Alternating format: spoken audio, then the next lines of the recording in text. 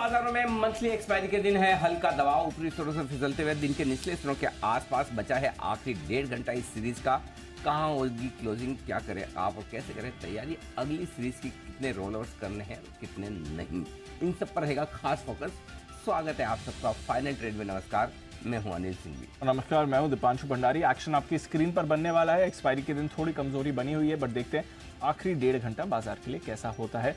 बताएं सर, करते हैं शुरुआत। सबसे पहले तो इस समय की बड़ी बातें क्या कह रही हैं? बिल्कुल दीप, हल्की मजबूती या सुस्ती के साथ शुरुआत करने के बाद बाजार धीमे धीमे ऊपरी स्तरों से फिसलते हुए नजर आए और इस वक्त आप देखेंगे 18,200-225 के सपोर्ट जोन के आसपास पहुंच चुके हैं। दिन के निचले स्तरों के आसपास कारोबार करते हुए निफ्टी पर हम 70 अंकों के नुकसान के साथ। बैंक निफ्टी ज्यादा कमजोर है, 250 अंक नीचे, आधा % से ज्यादा, और 43,400 43,200 की जो सपोर्ट रेंज है उसमें एंटर करता हुआ दिख रहा। तो ये भी एक इंपॉर्टेंट सपोर्ट के आसपास पहुंचता दिख रहा है निफ्टी और बैंक निफ्टी दोनों ही। इसके अलावा जो कमजोरी है, जो दबाव है, बैंक्स एनबीएफसी से है, मेटल और एनर्जी शेयर, ये सारे कमजोर हैं। और इसके साथ साथ आधा से 1% तक की कमजोरी आपको यहाँ दिखेगी। लेकिन मजबूती अगर कहीं है तो वो है एक रियल एस्टेट इंडेक्स। शानदार कंजम्पशन वाले स्टॉक्स, एफएमसीजी स्टॉक्स, ये मजबूत रह सकते हैं। आप देख सकते हैं यहाँ आधा से 0.5% तक की तेजी दोनों ही इंडेक्स में आपको दिखेगी। दबाव है वो सारा का सारा इम्पोर्टेड है, हमारा अपना नहीं है, बाहर से लेकर आ रहे हैं। और एक तो कल हमने अमेरिका के बाजारों से लिया, आज हम अमेरिका के फ्यूचर से ले रहे हैं। डाउ फ्यूचर्स 80 पॉइंट नीचे है और सुबह से ऐसे ही है, ऐसा नहीं कि अभी गिरे हैं, सुबह से 80 पॉइंट नीचे, मतलब नीचे ही चल रहे हैं, अब 100 पॉइंट नीचे है। नैस्डैक फ्यूचर्स लेकिन इसके विपरीत 225 अंक मजबूत आपको नजर आएंगे। तो ये है आपके लिए अभी तक का कारोबार। फॉर अ चेंज आज फिर से नहीं, फॉर अ चेंज तो नहीं बोलेंगे, एज यूजुअल आज फिर से निफ्टी और सेंसेक्स और बैंक निफ्टी के दबाव में होने के बावजूद मिड कैप और स्मॉल कैप शेयर हरे निशान में कारोबार करते दिख रहे हैं और वहां पर अब भी आपके लिए तेजी है। अच्छी खरीदारी मिड कैप और स्मॉल कैप इंडेक्स में होती दिख रही है। ये आज के लिए आपकी अब तक की बड़ी बातें हैं जी। बिल्कुल, तो स्टॉक्स में थोड़ा रोटेशन है, अदरवाइज बाजार में कोई वैसे परेशानी वाली बात नहीं है। आज की जो वीकनेस है लगातार दूसरे दिन और point wise, percentage wise almost उतनी है जितनी कल हमारे बाजार में दिखी थी। इसे ज्यादा एक्सपायरी की तरफ का एक्शन समझें या फिर सुस्त ग्लोबल संकेतों का फाइनली थोड़ा रिएक्शन हमारे बाजार में, कैसे समझना है इसे सर? क्योंकि आज डिप के बाद वैसी रिकवरी नहीं आई जैसा हम बाकी दिनों में देखते हैं बाजार में। दो चीजें दीप, दूसरे सवाल का जवाब पहले दूंगा कि डिप के बाद रिकवरी नहीं आई, और वो इसलिए नहीं है कि खुले आप ज्यादा गैप से नहीं। जिस तरह से एसजेक्स 60-70 पॉइंट नीचे था, अगर ज्यादा गैप से खुल जाते हैं तो फिर तो आपकी रिकवरी आ जाती है। लेकिन जब खुले ही गैप से नहीं और थोड़ा टिके रहे तो थोड़ी सी प्रॉफिट बुकिंग आना लाजमी है। हाँ, ये जरूर है कि आज गैप से नहीं खुले, सुस्त खुले, लेकिन उसके बाद थोड़ा बढ़कर 18,315-350 तक जाने की कोशिश कर सकते थे। हाँ, कर तो सकते थे, लेकिन हमने की नहीं। सो आई थिंक बस एक वही मिसिंग पॉइंट रहा कि आप ज़्यादा बढ़ नहीं पाए। लेकिन ओवरऑल अगर आप देखेंगे तो नहीं, रिकवरी नहीं आने का कारण ये था कि आपको गैप कम मिला। दूसरा रहा सवाल ये कि क्या एक्सपायरी का दबाव है या फिर कुछ और। तो एक्सपायरी की वजह से तो दीप, मैं ऑनेस्टली आपको बोलूं, अभी तक अपने गिरे ही नहीं है। क्या अगर एक्सपायरी की वजह से गिरना है तो अब गिरना है, और वो अब आखिरी 1.5 घंटे में होना है। क्योंकि अभी तक तो जो कमजोरी बन रही है वो कमजोरी पूरी की पूरी कल की अमेरिका की गिरावट की थी, और आज सुबह से डाउ फ्यूचर्स लाल निशान में धीमे धीमे। अच्छा, डाउ फ्यूचर्स कहीं रिकवरी नहीं दे रहे हैं। अब देखो 115 हो गए, है ना। 70-80 से हमने शुरुआत की थी 2 बजे। एक तो ये जो हमारा 2 बजे का शो का टाइम है ना, 1:30-2 बजे, वहां पे अमेरिका के सारे ट्रेडर्स जागते हैं, उनकी नींद इस वक्त खुलती है, और उसके बाद खुलने के बाद देखते हैं अच्छा क्या करना है डाउ फ्यूचर्स में, और अभी वो बेचना शुरू करता है। फिर ये 115 पॉइंट नीचे आपको जो दिख रहा है ना, ये उस वजह से दिख रहा है। तो मेरे ख्याल से दबाव जो कुछ भी अभी तक भारतीय बाजारों का है वो पूरा का पूरा इंपोर्टेड है। एक्सपायरी को दोष देना ठीक नहीं है, अभी तक नहीं हुआ।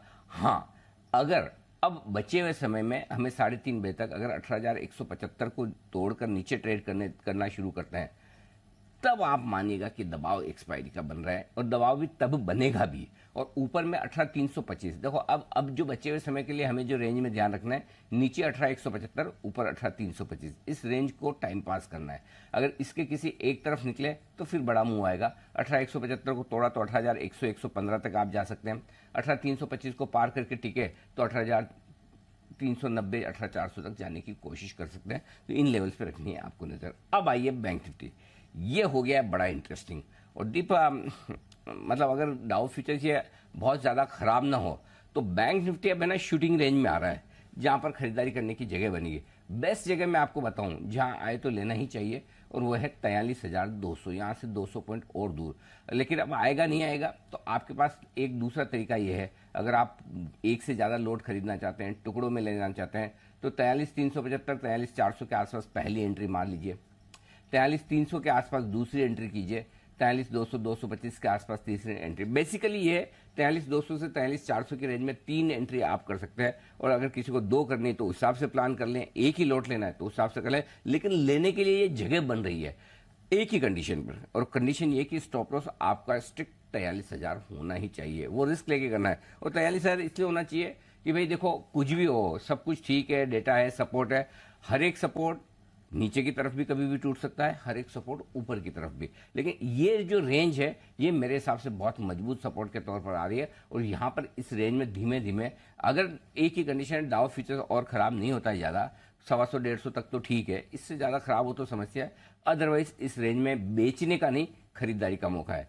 अंडरलाइन करके बोल्ड लेटर में मैं फिर दे रहा हूँ, सुबह आपको एक ही चीज बोली थी दीप कि जब भी लेने का मन करे तो निफ्टी की तरफ देखना, बेचने का मन करे तो बैंक निफ्टी की तरफ देखना। लेकिन बैंक निफ्टी अपना करेक्शन पूरा करने के लिए जिस रेंज में जाने की कोशिश कर रहा है, अब यहाँ पर शॉर्ट करना रिस्की हो सकता है, अब शॉर्ट करना रिस्की है, इसलिए अब 43,200, 43,400 की रेंज में धीरे धीरे अगर आपको लगता है तो शॉर्ट काटना चाहिए, एक्यूमुलेट करना चाहिए, यहाँ बेचना नहीं है, ये ध्यान में रखिए।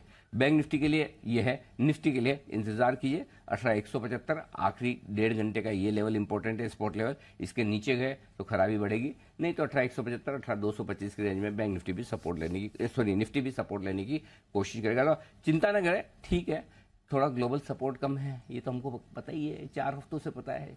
अमेरिका से सपोर्ट कहाँ आ रहा है, कुछ भी, जितने टिके हुए हैं बचे हुए हमारी अपनी वजह से बचे हैं। आज डर सिर्फ एक्सपायरी का है, बाकी और कोई डर नहीं है। तो हमें पता है कि अमेरिका कमजोर है, लेकिन आज ये है कि एक्सपायरी के दिन कहीं कुछ बड़ा ऊपर नीचे ना हो जाए, जो ये दिमाग में पीछे चलता रहता ना, कुछ बड़ा हो जाएगा तो अब वो तो रहता ही है डर, बस वही वाली बात है। बाकी ठीक है दीप, ऐसी कोई खास दिक्कत वाली बात नहीं जी।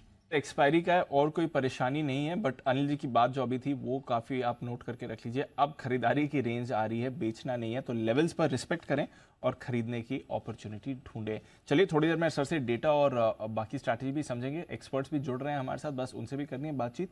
आइए उससे पहले रोज़ की तरह पहले जो इंपॉर्टेंट ट्रिगर्स हैं और साथ ही आज के नतीजे और खबरें जो हैं उन पर कर लेते हैं फोकस। कुशल और अरमान दोनों हैं तैयार। कुशल, गुड आफ्टरनून, बताएं इंपॉर्टेंट ट्रिगर्स कौन से हैं? Good afternoon Deepa. जैसे कि हम देख रहे हैं कि काफ़ी सारे नंबर्स आते हुए दिख रहे हैं दोनों ही कैश सेगमेंट और एफएनओ स्पेस से। फिलहाल अभी आज के दिन में एफएनओ स्पेस से नंबर्स जो आना बाकी हैं उसमें Page Industries, Zee Entertainment, Vodafone और साथ ही Steel Authority of India SAIL, इसके नंबर्स आने बाकी हैं। वर्लपुल ये एफएनओ में आज इसका आखिरी दिन होने वाला है। साथ ही बामन लॉरी, इस पर नजर रखिए नतीजों के साथ साथ बोनस शेयर जारी करने पर, और साथ ही अगर हो सकता है तो शेयर बायबैक का ऐलान भी ये करते हुए दिखेंगे। कोल्टे पाटिल डेवलपर्स, इसके नंबर्स आ चुके हैं, तो इससे रिलेटेड जितने भी एक्शंस हैं वो लिए जा चुके हैं। टीम लीज सर्विसेज, यहाँ पर बायबैक इसका बंद होता हुआ दिखेगा। साथ ही Q1 का जीडीपी आंकड़ा यूएस का, ये भी आपके सामने आ जाता हुआ नजर आएगा। जहां तक कल का सवाल है, निफ्टी से ग्रासिम, ओएनजीसी, सन फार्मा और एमएनएम अपने नंबर्स डिक्लेयर करेंगे। एफएनओ स्पेस से चंबल फर्टिलाइजर्स, सिटी यूनियन बैंक, संवर्धन मदरसन, इन्फो एज और BHEL भेल, यहाँ पर आपको रखनी है नजर। कैपेसाइट इंफ्रा प्रोजेक्ट्स बोर्ड, यहाँ पर नतीजों के साथ साथ QIP या फिर सिक्योरिटीज के जरिए फंड जुटाने पर कंपनी विचार करती हुई दिखेगी। आइनॉक्स विंड्स और आइनॉक्स ग्रीन एनर्जी सर्विसेज, यहाँ पर नतीजे भी होंगे, साथ ही डिविडेंड के साथ फंड जुटाने पर कंपनी बोर्ड बैठक करेगी। एक्स बोनस ट्रेड करेगा वर्धमान स्पेशल स्टील्स का काउंटर, और ग्लोबल इवेंट के लिहाज से हांगकांग के बाजार रहेंगे बंद। और मई महीने का कंज्यूमर एक्सपेक्टेशंस आंकड़ा यूएस का, ये भी आपके सामने आता दिखेगा। अंत में शनिवार नंबर्स के लिहाज से एफएनओ स्पेस से JK Cement, Aurobindo Pharma, Balkrishna Industries, Power Finance Corporation समेत GMR एयरपोर्ट इंफ्रा पर भी नजर रखिए, इसके नंबर्स आएंगे। और सादा एनर्जी ये फोकस में रहेगा क्योंकि नतीजे के साथ साथ शेयर विभाजन पर कंपनी विचार करती हुई दिखेगी। तो ये 3 दिनों के इंपॉर्टेंट ट्रिगर्स है। ओके, तो इंपॉर्टेंट ट्रिगर्स आपके सामने हैं, देखते हैं कैसा रिएक्शन बाजार इन पर देता है। बट आज काफी सारे नंबर्स आ चुके हैं और साथ ही खबरें भी हैं। पहले नंबर्स की बात करते हैं जो नतीजे आ चुके हैं। अरमान, गुड आफ्टरनून, बताएं इनके बारे में। जी कई सारे नतीजे हैं, जिसमें सबसे पहले अगर आप बात करें तो धानुका एग्रीटेक, यहाँ पर अगर आप बात करें मुनाफा 20% बढ़ा है, आय में भी आपको लगभग 16% के आसपास की बढ़ोतरी दिखेगी, और मार्जिन्स अगर आप देखें वहाँ पर भी थोड़ा बहुत इंप्रूवमेंट देखा गया है, 20.5% से बढ़कर लगभग 21% के आसपास आते हुए दिखे हैं। टीटीके प्रेस्टीज, यहाँ पर मुनाफा में आपको गिरावट दिखेगी 26% के आसपास की, आय में भी गिरावट है लगभग 12.5% के आसपास की, और मार्जिन्स में भी आपको थोड़ी बहुत कटौती दिख रही है, 15.7% से गिरकर लगभग 13.2% के आसपास आते हुए दिखे हैं। आईएक्स, यहाँ पर मुनाफा लगभग 6% के आसपास गिरा है, आय में भी आपको 4.5% के आसपास की गिरावट दिखेगी। हालांकि अगर आप मार्जिन्स देखेंगे वहाँ पर थोड़ा इंप्रूवमेंट है, लगभग 85% से बढ़कर 87% पर आते हुए दिखे हैं। कोल्टे पाटिल, यहाँ पर नतीजे काफ़ी बढ़िया दिख रहे हैं, मुनाफा लगभग 4.4 टाइम्स बढ़कर आता हुआ दिखा है, आय में भी आपको दोगुने से ज़्यादा जो है बढ़त दिख रही है, मार्जिन्स 10.8% से बढ़कर 21.8% के आसपास अच्छा खासा बड़ा जंप यहाँ पर भी देखा गया है। लिंकन फार्मा, मुनाफा लगभग 15% के आसपास जो है बढ़ा है, आय में भी आपको 10% का उछाल है, और मार्जिन्स हालांकि यहाँ पर दिखेंगे आपको कटौती होती हुई देखिए, 17% से गिरकर मार्जिन्स 14.7% पर आते हुए दिखे हैं। और अंत में IRFC, यहाँ पर मुनाफे में 11% की आपको कटौती दिखेगी, आय 5% बढ़कर आई है, और अगर आप देखें 0.70 प्रति शेयर का डिविडेंड का ऐलान भी किया है। ओके, तो ये तो रहे आपके लिए कुछ नतीजे। आज की खबरें कौन सी हैं?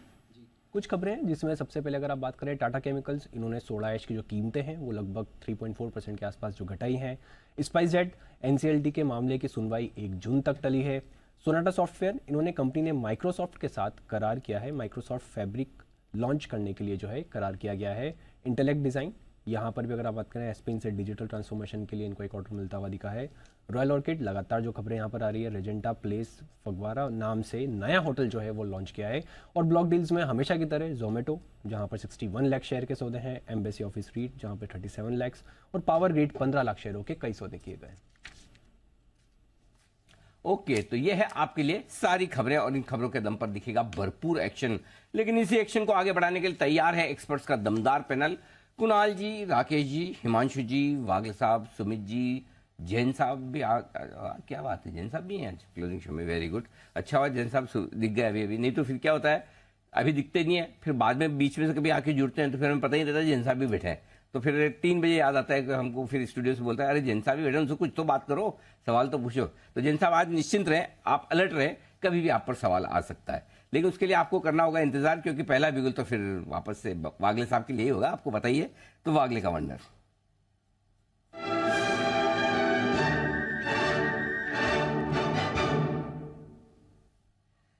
जी, वागले साहब अब क्या बिकेगा बताइए। Anil ji good afternoon, Dipanshu good afternoon.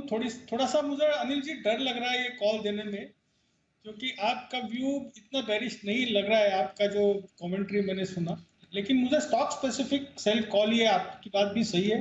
Tata chemicals में कुछ मैंने सुना, कुछ न्यूज़ है, जो भी है पैटर्न बहुत बेरिश है। आज एक बड़ा वाला ब्रेकडाउन है, पिछले 15-20 दिन 3 हफ्ते का स्विंग लो, मल्टीपल लोस तोड़े हैं, जो कि 950 के आसपास है, अभी 935-36 का भाव है। मुझे ये 900 तक नीचे जाते हुए दिखता है। आपको 945 के स्टॉप लॉस से बेचना है, टारगेट 900, टाइम फ्रेम आज और कल का। नहीं, ये एक तो पहली बात ये बताओ कि ये लेवल्स कौन से जून महीने के ही हैं, और उसके नहीं, बाद आज के दिन में अनिल जी जून के ही है, जून के ही है सारे। तो 935 के आसपास बेचना है। स्टॉप लॉस क्या रहेगा वागले साहब?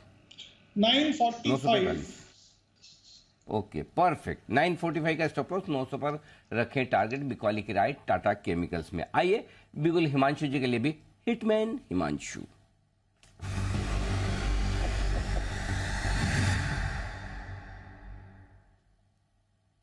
हिमांशु जी फरमाए सर। जी Anil ji, very good afternoon to you and everyone. Anil ji, एक ऑब्जर्वेशन है पहले तो कि बाजार वीक है सुबह से, लेकिन स्टॉक स्पेसिफिक कोई बड़ा क्रैक देखने को नहीं मिल रहा है। इनफैक्ट अच्छे स्टॉक्स में ब्रेकआउट भी हो रहे हैं और फॉलो बाइंग भी हो रही है। तो कहीं ना कहीं ये कॉन्फिडेंस है कि शायद बाजार आज एक्सपायरी के बाद वापस से एक आध दिनों में ठीक होता हुआ नजर आए। एटलीस्ट स्टॉक्स को देखते हुए ऐसा लग रहा है। अब यहाँ पर जो स्टॉक खरीदने का आइडिया है वो है वेदांता का। VEDL खरीदारी करें, स्पॉट के लेवल्स हैं लगभग 294, 295 के आसपास के। 291 का स्टॉप लॉस लगाना है, और मुझे लगता है कि 302 से 305 रुपए तक के टारगेट्स यहाँ पर आज या कल तक आते हुए नजर आ सकते हैं। एक काफी अच्छी कंसोलिडेशन करेक्शन के बाद इवेंचुअली स्टॉक सारी सप्लाई एब्जॉर्ब करते हुए हायर हाईज हायर लोज बना रहा है। मुझे लगता है यहाँ पर एक्सपायरी के चलते भी शॉर्ट कवरिंग है और 302 305 की तरफ का मूव वेदांता में देखने को मिल सकता है। आपके लिए वेदांता जहां पर आपको रखनी है नजर, एक्शन में ये काउंटर भी आ सकता है 302 305। तो चलिए मेटल्स में एक बाय कॉल आ रही है, इंटरेस्टिंग व्यू आ रहा है इस समय हिमांशु जी की तरफ से। इस बीच बढ़िया रिकवरी बैंक निफ्टी में भी आई है, बात करते करते करीब 75-80 पॉइंट की रिकवरी आपको पिछले कुछ मिनट में, इनफैक्ट 1-1.5 मिनट में ही बैंक निफ्टी में आती हुई दिखी है। नैस्डैक फ्यूचर्स थोड़ा और ऊपर जा रहे हैं, बट बैंक निफ्टी पर रखिए नजर, यहाँ पर आपको जबरदस्त रिकवरी आई है 75-80 पॉइंट्स की पिछले कुछ मिनटों में। तो देखते हैं बैंक्स की तरफ से योगदान थोड़ा बढ़ रहा है, चुनिंदा फाइनेंशियल्स की तरफ से भी एक रिबाउंड इस समय आते हुए दिख रहा है। एक्सिस बैंक नीचे से रिकवर हो रहा है इस समय, इस काउंटर पर भी रखिए नजर। आइए एक बिगुल चार्ट कॉर्नर का राकेश जी कुणाल जी के लिए।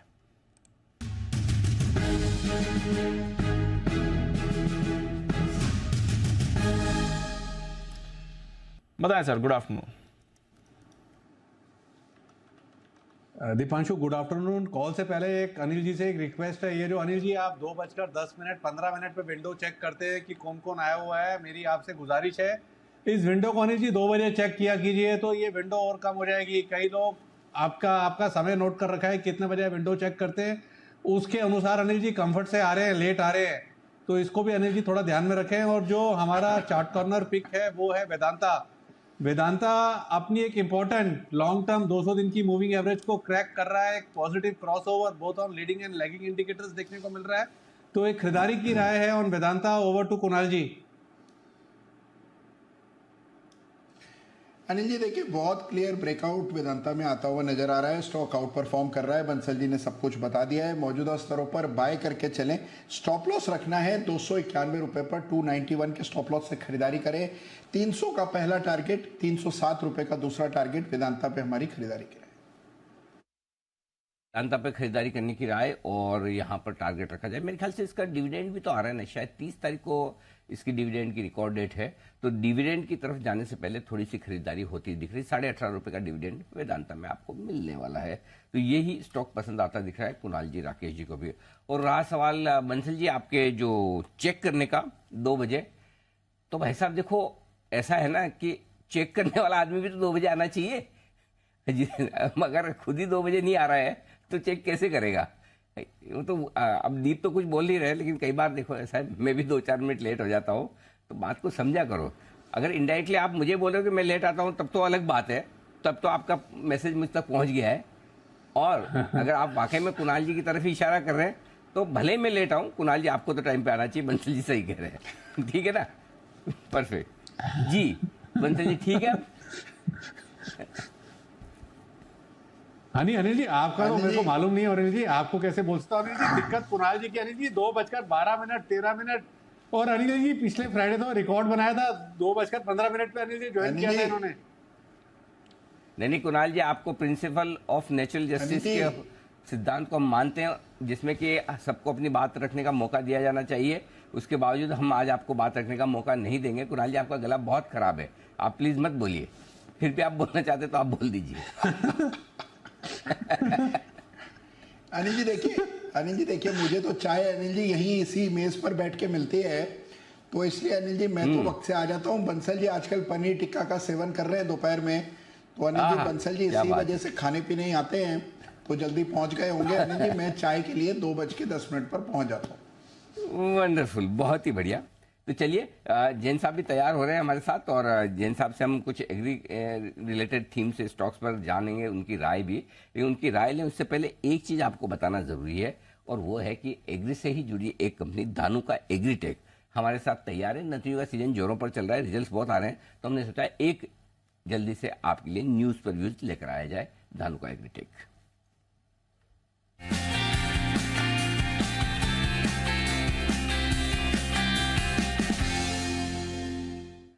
देश की दिग्गज एग्री इनपुट कंपनियों में से एक है धानुका एग्रीटेक, और यहाँ पर हम कंपनी के एमडी साहब एम के धानुका साहब से करेंगे मुलाकात और उनसे बात करें। उससे पहले मैं आपके सामने रिजल्ट रख दूं। आज ही कंपनी के नतीजे आए हैं, और नतीजों में आय लगभग 17% बढ़कर 371 करोड़ तक पहुंची है। कामकाजी मुनाफे में 20% की अच्छी बढ़त है, और ये पहुंचा है आपके लिए करीबन करीबन 78 करोड़ पर।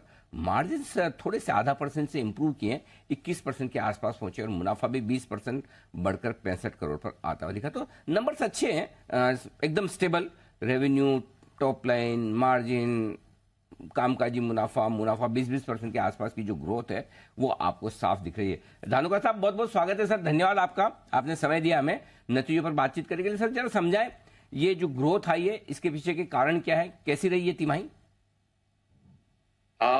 ये तिमाही अच्छी रही जो कि रिजल्ट से सामने ही है, और ओवरऑल जो ये पीरियड होता है, वैसे तो लीन सीजन का पीरियड होता है, लेकिन आने वाले खरीफ सीजन के लिए भी लोग जो है एडवांस के अंदर में, ऑफ सीजन के अंदर में परचेजेस करते हैं।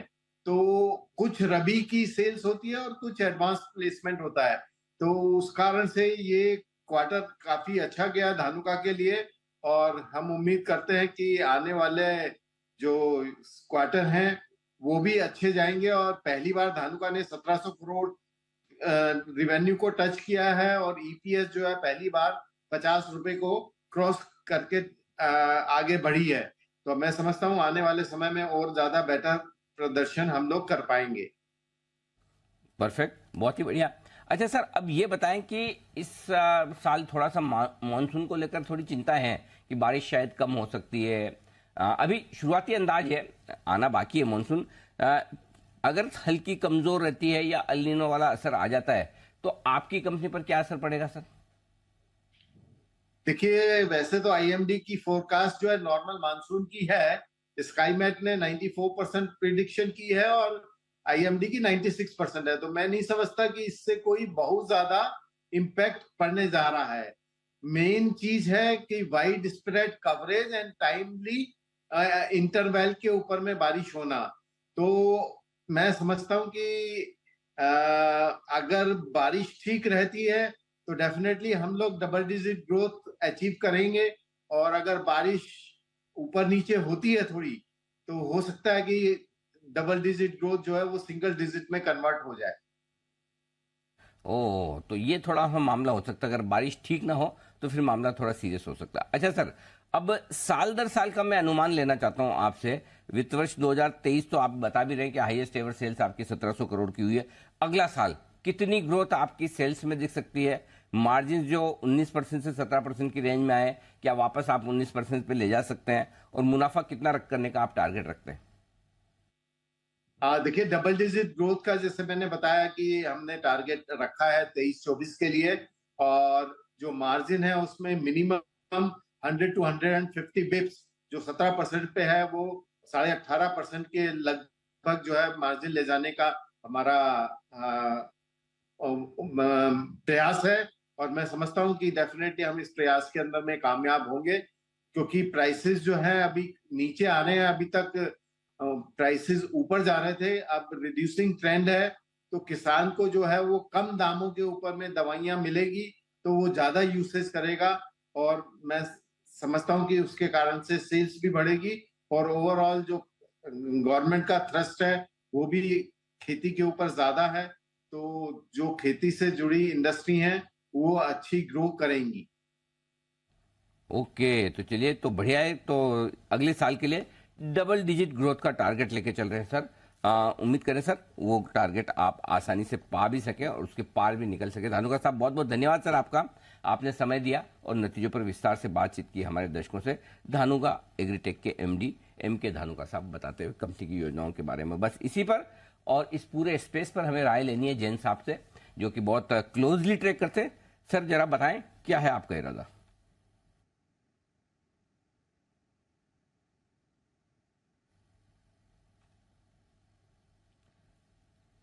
जैन साहब, वैसे तो हम इतने सालों से आपके साथ शो कर रहे हैं, आपके जो लिप्स की जो सिंकिंग होती है उससे भी हम समझ तो जाते हैं कि आप क्या कहना चाहते हैं, क्या कह रहे होंगे। आप चाहें तो मैं बोल के बता भी सकता हूँ, लेकिन in the interest of public at large, बाकी लोगों के लिए मैं तो समझ जाऊंगा, लेकिन बाकी लोग थोड़ी आपके होठों को इतने अच्छे से पढ़ पाएंगे, तो इसके लिए जरा बताएं कि आप अनम्यूट होकर कि क्या कहना चाहते हैं।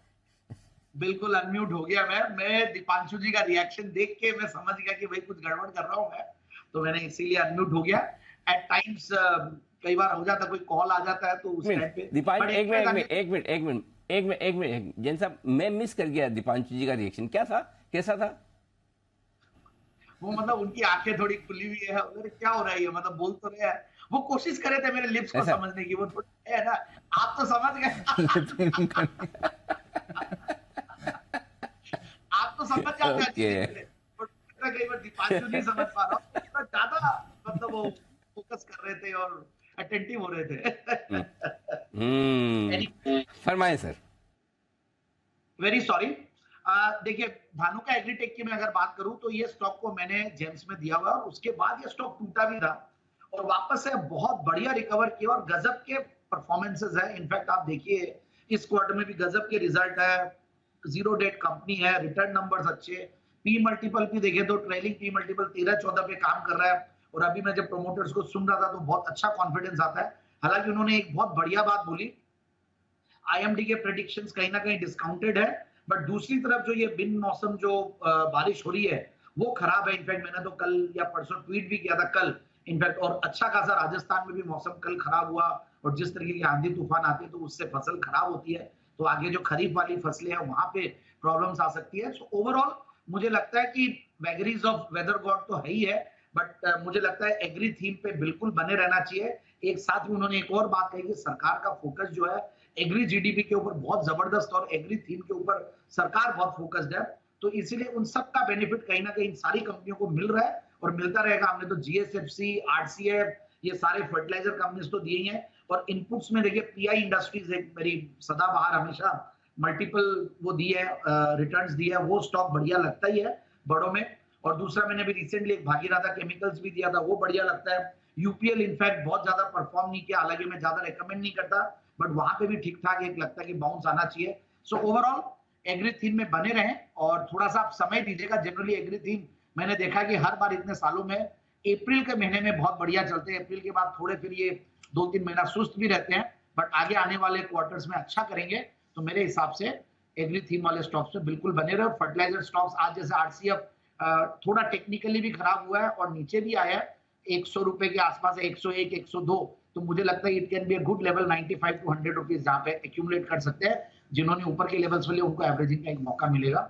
सो overall I am bullish on fertilisers, I am bullish on herbicides, fungicides, ये जितने भी जो एग्री इनपुट्स वाली कंपनियां हैं इन सब में, जैसे कि कुछ स्टॉक्स के ज्यादा अच्छे रिजल्ट्स नहीं आ रहे हैं बट फिर भी लगता है कि आने वाले दिनों में अच्छा करेंगे। तो ये है आपके लिए कुछ एग्री से जुड़े स्टॉक्स जहां पर आपको रखनी है नजर। एक्शन में आज नहीं आ रहे हैं बट शायद आने वाले समय में फोकस में रह सकते हैं।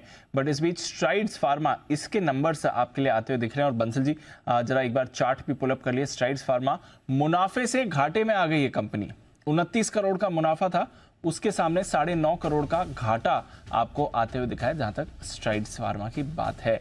आय की बात करें तो यहां पर जरूर आपने बढ़त देखी है, 866 करोड़ से आय बढ़कर 986 करोड़ की आई है, तो आय में आपने डिसेंट ग्रोथ आती हुई देखी है, बट मुनाफे से घाटे में आ चुकी है कंपनी कंसोलिडेटेड बेसिस पर। अगर आप इनके नंबर्स देखें तो 1.5 रुपये प्रति शेयर का डिविडेंड का भी इन्होंने ऐलान किया है, बट कमजोर दिख रहा है फर्स्ट कट अगर आप मुनाफे की बात करें। हालांकि रेवेन्यू ग्रोथ डिसेंट रही है। ऑपरेशनल नंबर्स कैसे हैं वो भी बस आपको बताते हैं, तब तक बंसी जी एक बार पहले चार्ट चेक हो जाए स्ट्राइड्स। दीपांशु, चार्ट तो ये पॉजिटिव बायस के साथ ट्रेड कर रहा है। रिजल्ट्स के बाद ये जो आपने अनाउंसमेंट जब बताई है तब ये स्टॉक ने गिरावट आनी शुरू हुई है। नीचे में 355 एक अहम बेस है, एक अहम सपोर्ट है। 355 के लेवल अगर स्टॉक तोड़ देगा तो ये जो एक नीचे से एक तेजी देखी हमने यहाँ पे आती हुई 280 के स्तरों से स्टॉक ने एक रैली दिखाई 380 तक की, उस तेजी पे स्टॉप लगेगा, फुल स्टॉप लगेगा तो 255 के नीचे 355 के नीचे निकलता है तो लॉन्ग्स को अनवाइंड कर देना चाहिए। और ऊपर में अब एक स्ट्रिप रेजिस्टेंस 380 का है, 380 के ऊपर अब निकलता है नतीजों के बाद, तो तब एक नई तेजी का कैंडिडेट बनेगा। तो लेवल्स को नजर रखें, 380 नई तेजी के लिए और 355 के नीचे लॉन्ग्स में से निकलने की राय होगी।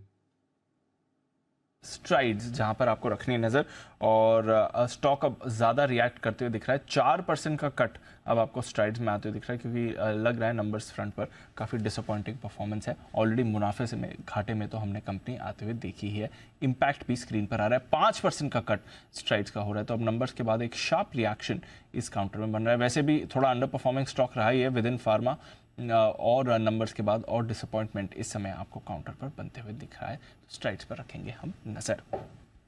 आइए एक और स्टॉक जिस पर रखनी है आपको नज़र, जहां पर हम देख रहे हैं कि आज गिरावट थोड़ी बनी हुई है, टाटा केमिकल्स। इसकी अभी बात भी हो रही थी हमारे एक्सपर्ट्स के साथ, राय भी आई थी वागले साहब की, सेल कॉल दिया था वागले साहब ने, 900 तक के गिरावट की बात कर रहे थे, 3.5% नीचे है। क्या हो गया है टाटा केमिकल्स में जो इतनी बड़ी गिरावट आज आ रही है? आशीष है हमारे साथ तैयार बताने के लिए। आशीष, क्यों गिरा ये स्टॉक? दीपांशु, सोडा ऐश की जो कीमतें हैं वो टाटा केमिकल्स ने 3.5% घटाई हैं। आज की खबर है, लेकिन खास बात है कि पिछले 2 महीने से लगातार कीमतें घट रही हैं। आपको याद होगा कि इससे पहले 17 अप्रैल को एक अपडेट देकर मैंने आपको बताया था कि 3 से 4% कीमतें घटी है। तो ये लगातार दूसरा मंथ ऐसा है जहां पर कीमतें घटी गई हैं और काफ़ी लंबे समय के बाद ऐसा हुआ है कि जो घरेलू बाजार में सप्लाई करते हैं इसमें कीमतें कटाई गई है। और जब इससे पहले भी अपडेट दिया तब हमने आपको बताया था कि इनर मंगोलिया में जो कैपेसिटी एडिशन होने वाला है वो फाइनली हो चुका है। तो उसके चलते भी अगर आप देखें तो एक मेजर माना जा रहा है कि सिर्फ डोमेस्टिक नहीं हो सकता है कि आगे जाकर इंटरनेशनल प्राइसिंग भी जो है वो थोड़ी सी कमजोर होती नजर आए,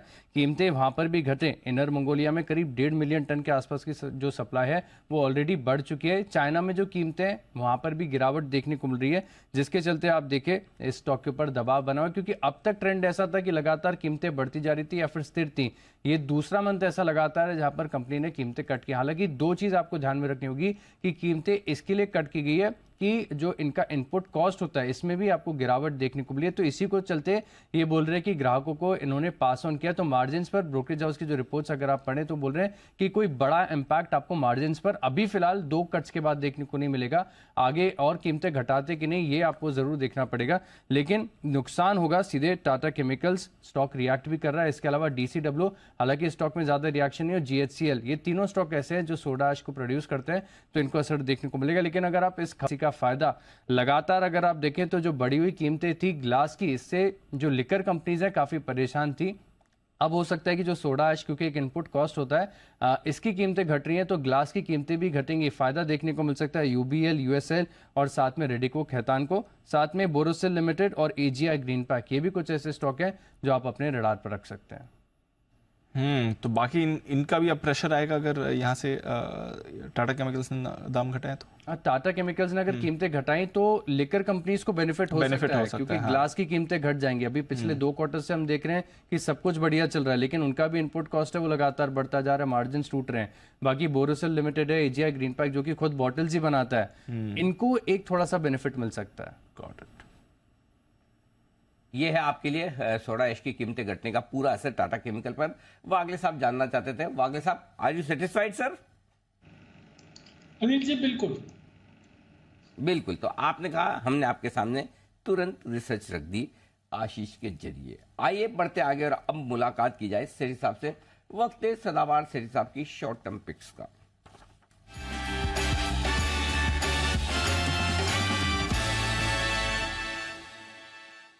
शॉर्ट कॉल तो सेठी साहब देते हैं नहीं, और मार्केट के मूड माहौल को देखते हुए वायदा कारोबार का स्टॉक तो शायद ही देंगे। तो फिर सेठी साहब बताएं, क्या आज भी दोनों ही स्टॉक कैश मार्केट से हैं? Perfect Anil ji, good afternoon Anil ji, good afternoon Deepanshu, आपकी कॉल परफेक्ट है। 2 स्टॉक्स है, दोनों कैश मार्केट के हैं जिनमें खरीदारी करने की सलाह है। अरे सर, स्टॉक्स तो आपके परफेक्ट होते हैं, हम तो खाली ऐसे अंदाज लगाते हैं एनालिस्ट का। बताएं सर। अनिल जी, पहले एक छोटा सा अपडेट है। परसों मैंने टीटागढ़ वैगन को रिकमेंड किया था 337 के लेवल पे, रिजल्ट आ गया इसके कल, तोड़फोड़ नतीजा है। आज स्टॉक 11% ऊपर है, तो एक जबरदस्त तेजी बनी हुई है। और बाकी भी हाल ही में सुझाए हुए सब मिड कैप स्मॉल कैप में बहुत अच्छी तेजी हो रही है, जैसे नेल्को है, Laopala, JK tyre, Apollo tyre, सब में एक अच्छी तेजी बन रही है। अनिल जी, आज का जो पहला स्टॉक है, स्टॉक का नाम बोलूंगा, आपको भी पसंद आएगा। स्टॉक है मेरा पसंदीदा तेजस नेटवर्क, जो अभी 654 के लेवल्स पे ट्रेड करता है। पहले इसका शॉर्ट टर्म टारगेट देता हूं, 685 के शॉर्ट टर्म टारगेट, 645 का स्टॉप लॉस। एक टाटा ग्रुप की कंपनी है जो कि वायरलाइन और वायरलेस नेटवर्किंग प्रोडक्ट्स बनाती है, जैसे राउटर्स है, स्विचेस है। एक बहुत ही जबरदस्त कंपनी है। इनको इस क्वार्टर से टेलीकॉम की जो PLI स्कीम है उसके लिए भी एलिजिबल हो गई है, तो उसके भी बेनिफिट इस क्वार्टर, मतलब ये जो अप्रैल टू जून वाला क्वार्टर है यहाँ से शुरू हो गया, तो इनको वो भी बेनिफिट मिलने लगेंगे। बाकी इन्होंने एक संख्या लैब करके एक कंपनी को हाल ही में एक्वायर किया, जिसमें ये टेलीकॉम सेगमेंट के लिए सेमीकंडक्टर प्रोडक्ट्स बनाएंगे, तो वो भी एक बड़ी अपॉर्चुनिटी है इनके सामने। फिर अप्रैल में ही इनका मैनेजमेंट में बदलाव हुआ है, एक नए CEO आए हैं, मिस्टर आनंद आथरेया, जिनको यूएस बेस्ड जूनिपर नेटवर्क्स में 18 साल का एक्सपीरियंस है, जो कि तेजस नेटवर्क के कंपैरिजन में एक बहुत बड़ी कंपनी है। तो आगे की ग्रोथ को लीड करने के लिए एक परफेक्ट जेंटलमैन आए हैं इस कंपनी में। बाकी इस कंपनी में एक बहुत ही बड़ा ट्रिगर है। हाल ही में हमने एक तो इनकी ऑर्डर बुक है जबरदस्त 2000 करोड़ की। मार्च के महीने में इनको 696 करोड़ का बीएसएनएल से भी एक बड़ा ऑर्डर मिला। बट परसों ही टीसीएस ने एक्सचेंजेस को नोटिफाई किया कि ये जो कुछ दिन पहले एक बीएसएनएल का जो pan India 4G roll out होना है, तो उसके लिए 15,000 करोड़ रुपए का एडवांस परचेज ऑर्डर टीसीएस को मिला है। और वो एक कंसोर्शियम में मिला है, जिसके कंसोर्शियम में तेजस नेटवर्क और एक जो centre for department of telematics CDOT, इनके साथ ये तीनों का कंसोर्शियम है। इनको 15,000 करोड़ का एक बड़ा एडवांस परचेज ऑर्डर मिला है। अब टीसीएस के लिए तो 15,000 करोड़ का ऑर्डर बड़ा कितना होगा, ज्यादा बड़ा नहीं होगा, बट इस जैसी कंपनी जिसका पिछले इस साल का जो रेवेन्यू था वो सिर्फ 920 करोड़ का रेवेन्यू था, तो एक बहुत बड़ा ऑर्डर है। तो मुझे लगता है वो अब आने वाले क्वार्टर्स, आने वाले सालों में देखने को मिलेगा। तो आई एम एक्सट्रीमली बुलिश। और बाकी टाटा ग्रुप की कंपनी है जिसमें पेनाटॉन फिनवेस्ट अराउंड 56% स्टेक ओन करती है, जो कि टाटा कॉम को भी ओन करती है। तो फ्यूचर में कुछ भी हो सकता है। बाकी FIS-DS भी बुलिश लगते हैं, 15% स्टेक ओन करते हैं, जिसमें निप्पॉन है और कई सारे अच्छे और म्यूचुअल फंड्स है और बाजार के कुछ दिग्गज निवेशक भी इसमें निवेशित है। तो मेरा इस स्टॉक में खरीदारी करने की राय है with a target of 685 and stop loss of 645। Tejas network ये है सीरीज, आपको पसंद लगातार कई बार और मुझे भी कई बार पसंद आता हुआ दिखा। स्टॉक बहुत ही बढ़िया और बहुत ही मजबूत अच्छे से ट्रेड करता हुआ दिख रहा है। अब 685 का टारगेट रखकर करें खरीदारी। आइए सर, दूसरा स्टॉक बताएं। दूसरा स्टॉक अनिल जी आज एक छोटी साइज की सीमेंट कंपनी है। स्टॉक का नाम है ओरिएंट सीमेंट, जो अभी 125 के लेवल पे ट्रेड करता है। पहले इसका शॉर्ट टर्म टारगेट है 135, स्टॉप लॉस रखता है 120। एक सीके बिरला ग्रुप की कंपनी है जिसकी सीमेंट की capacity around 8 million ton, clinker की कैपेसिटी अराउंड 5.5 मिलियन टन और कुछ कैपेसिटी एक्सपेंशन हाल ही में किया भी है। अनिल जी, हाल में मैंने इस तरह की छोटी साइज की cement companies, 3 cement companies recommend करी है, Shri Digvijay cement, star cement और NCL इंडस्ट्रीज। तीनों ने बहुत ही अच्छा परफॉर्म किया। मुझे लगता है ये स्टॉक भी वैसे ही अच्छा करेगा। इनके 3 मैन्युफैक्चरिंग प्लांट्स है, एक महाराष्ट्र में, एक तेलंगाना में और एक कर्नाटक में। वैल्यूएशन के लिहाज से विद इन द स्पेस आप अगर EV पर टन के हिसाब से देखेंगे तो one of the lowest valued company है। बाकी कंपनी का पूरा फोकस है अपने कर्ज को कम करने में। जो 1 का डेट इक्विटी रेशियो हुआ करता था साल 1.5 साल पहले, वो अब घट के 0.2 पे आ गया है। और फंडामेंटल्स बहुत अच्छे हैं, return on equity close to 17%, फिर आपके डिविडेंड यील्ड भी अराउंड क्लोज टू 2% है। फिर DIS भी अराउंड 17% स्टेक ओन करते हैं, जिसमें सब नामी गिरामी फंड्स है। और बिट्स मतलब Birla institute of technology and sciences, वो भी इसमें 1.72% स्टेक ओन करती है और as a public share holder. मुझे लगता है ये स्टॉक भी, सेक्टर भी अच्छा करना चाहिए और विद इन द सेक्टर ये स्टॉक भी अच्छा करना चाहिए। खरीदारी करने की सलाह है 135 के टारगेट के लिए। ये टारगेट ऑलराइट, तो ये आपके लिए 2 कैश स्टॉक्स, तेजस नेटवर्क्स और ओरिएंट सीमेंट, जहां पर करनी है आपको खरीदारी। सीरीज साहब बहुत बहुत शुक्रिया सर हमारे साथ जुड़ने के लिए और अपनी 2 बेहतरीन कैश कॉल्स देने के लिए। आइए लेते हैं अनिल जी से उनकी भी 2:30 बजे की मार्केट स्ट्रैटेजी।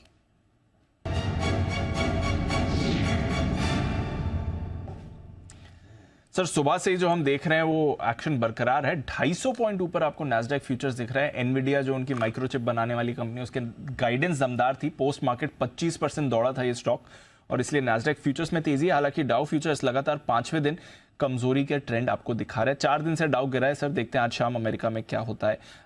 इसके अलावा यूरोप के बाजार, यहां पर भी हमको ज्यादा खास एक्शन नहीं दिख रहे हैं। कल 1.5 से 2% की गिरावट यूरोप में थी। आज भी आप देख रहे हैं हल्की गिरावट के साथ ही ट्रेड करते हुए दिख रहे हैं। एशिया भी कमजोरी था। जापान के बाजार ने जरूर होल्ड आउट किया था, अदरवाइज एशिया में भी कुछ ज्यादा खास एक्शन नहीं रहा। हम भी थोड़ा कमजोरी दिख रहे हैं, हालांकि डेज लो से सिग्निफिकेंट इंप्रूवमेंट है। सर, इस समय बताएं क्या करना है। तो दीप, जो अपना वही है, अपनी 2 बजे बात हो रही थी तो मैं यही कह रहा था कि ये बेचने का लेवल है नहीं यहाँ पर। वहाँ से करीबन 150 पॉइंट की रिकवरी दी है आपकी बैंक निफ्टी ने। 43,550 के आसपास तक पहुंचा है। निफ्टी भी वहां से अच्छा रिकवर हुआ है, करीबन 50 पॉइंट रिकवर हो गया नीचे से। और बैंक निफ्टी भी करीबन 150 पॉइंट रिकवर हुआ है। तो बात वही है, बचे हुए समय के लिए स्ट्रेटेजी क्या बनानी। मैं एक बार फिर से आपको लेवल्स और डेटा बता दूं। हाईएस्ट ओपन इंटरेस्ट निफ्टी में है आज पुट में, वो 18,200 पर है, करीब 2.5 करोड़ शेयरों का है। और उसके बाद 18,150 पे 1 करोड़ 35 लाख शेयर। तो 18,150, 18,200 बचे हुए समय के लिए मजबूत सपोर्ट का काम करेगा, आसानी से टूटने वाला है नहीं। और नहीं आपसे ऊपर की तरफ 18,350, 18,300, 350 टूटेगा। 18,300 पर भी 2 crore 60 lakh share call writers बैठे हैं। उससे पहले बचे हुए समय के लिए 18,250 जहां पर आप अभी हैं, यही मेक और ब्रेक लेवल है, क्योंकि 18,250 पे भी कॉल राइटर 2.25 करोड़ शेयरों के हैं। तो अगर 3 बजे तक आप 18,250 जहां पर अभी हैं, इसे ही अगर आप होल्ड करके टिक जाते हैं तो 18,300, 18,315 की तैयारी तो आप मिनिमम कर रहे हैं, और हो सकता है 18,350 तक भी जाने की कोशिश करें। और यदि मैं इसलिए कह रहा हूं, इसके एक कारण तो हमारे डेटा है, दूसरा कारण ये है कि डाउ फ्यूचर्स धीमे धीमे थोड़ा ठीक होने की कोशिश कर रहे हैं। 115-20 पॉइंट जो नीचे था, अब 70 पॉइंट रहेगा। नैस्डैक फ्यूचर्स भी जैसा आपने अभी बताया 250 पॉइंट तक मजबूत हो चुके हैं। तो उस हिसाब से मुझे लगता है कि ग्लोबली उतना खराब मामला नहीं दिख रहा है जितना आप अदरवाइज सोच रहे हैं। और इसीलिए 2 बजे जब हमने शो शुरुआत की तो मैं ये कि डरिए मत, घबराइए मत, ये बेचने का लेवल नहीं है, शॉर्ट है तो काटिए, हल्की फुल्की रेंज में यहाँ पर खरीदारी करने का मौका है। 18,175, 18,225। अब आइए बैंक निफ्टी 43,500 के आसपास है। बैंक निफ्टी के डेटा तो इतने शानदार बने हैं नवदीप, में क्या बताऊं आपको। 43,400 पर पुट ऑप्शन में हाईएस्ट ओपन इंटरेस्ट है 73 लाख शेयरों का, और 43,500 के कॉल ऑप्शन में हाईएस्ट ओपन इंटरेस्ट है 1 करोड़ 7 लाख शेयरों का। और अब आप 43,500 के ऊपर टिकने की कोशिश कर रहे हैं और 3 बजे तक टिके रहते हैं, तो आप कहीं न कहीं 43,700 के आसपास जानने की कोशिश करेंगे और वहां पर रुकेंगे। ये डेटा आपको नजर आ रहा है। तो 43,500 के ऊपर निकलने पर 43,700 तक की जगह है। 43,500 के नीचे अगर वापस फिसल जाते हैं, टिकते हैं, तो 43,300 तक की जगह आपके लिए, 43,200, 300 तक की जगह खुलती है। तो मेरा ये मानना है 43,200, 43,400 की रेंज में आपको लेना है, और 43,700, 43,800 की रेंज में अगर आए तो वहां पर देना है। बैंक निफ्टी में 43,500 पर वेट एंड वॉचिंग, या अभी यहाँ कुछ नहीं करना है।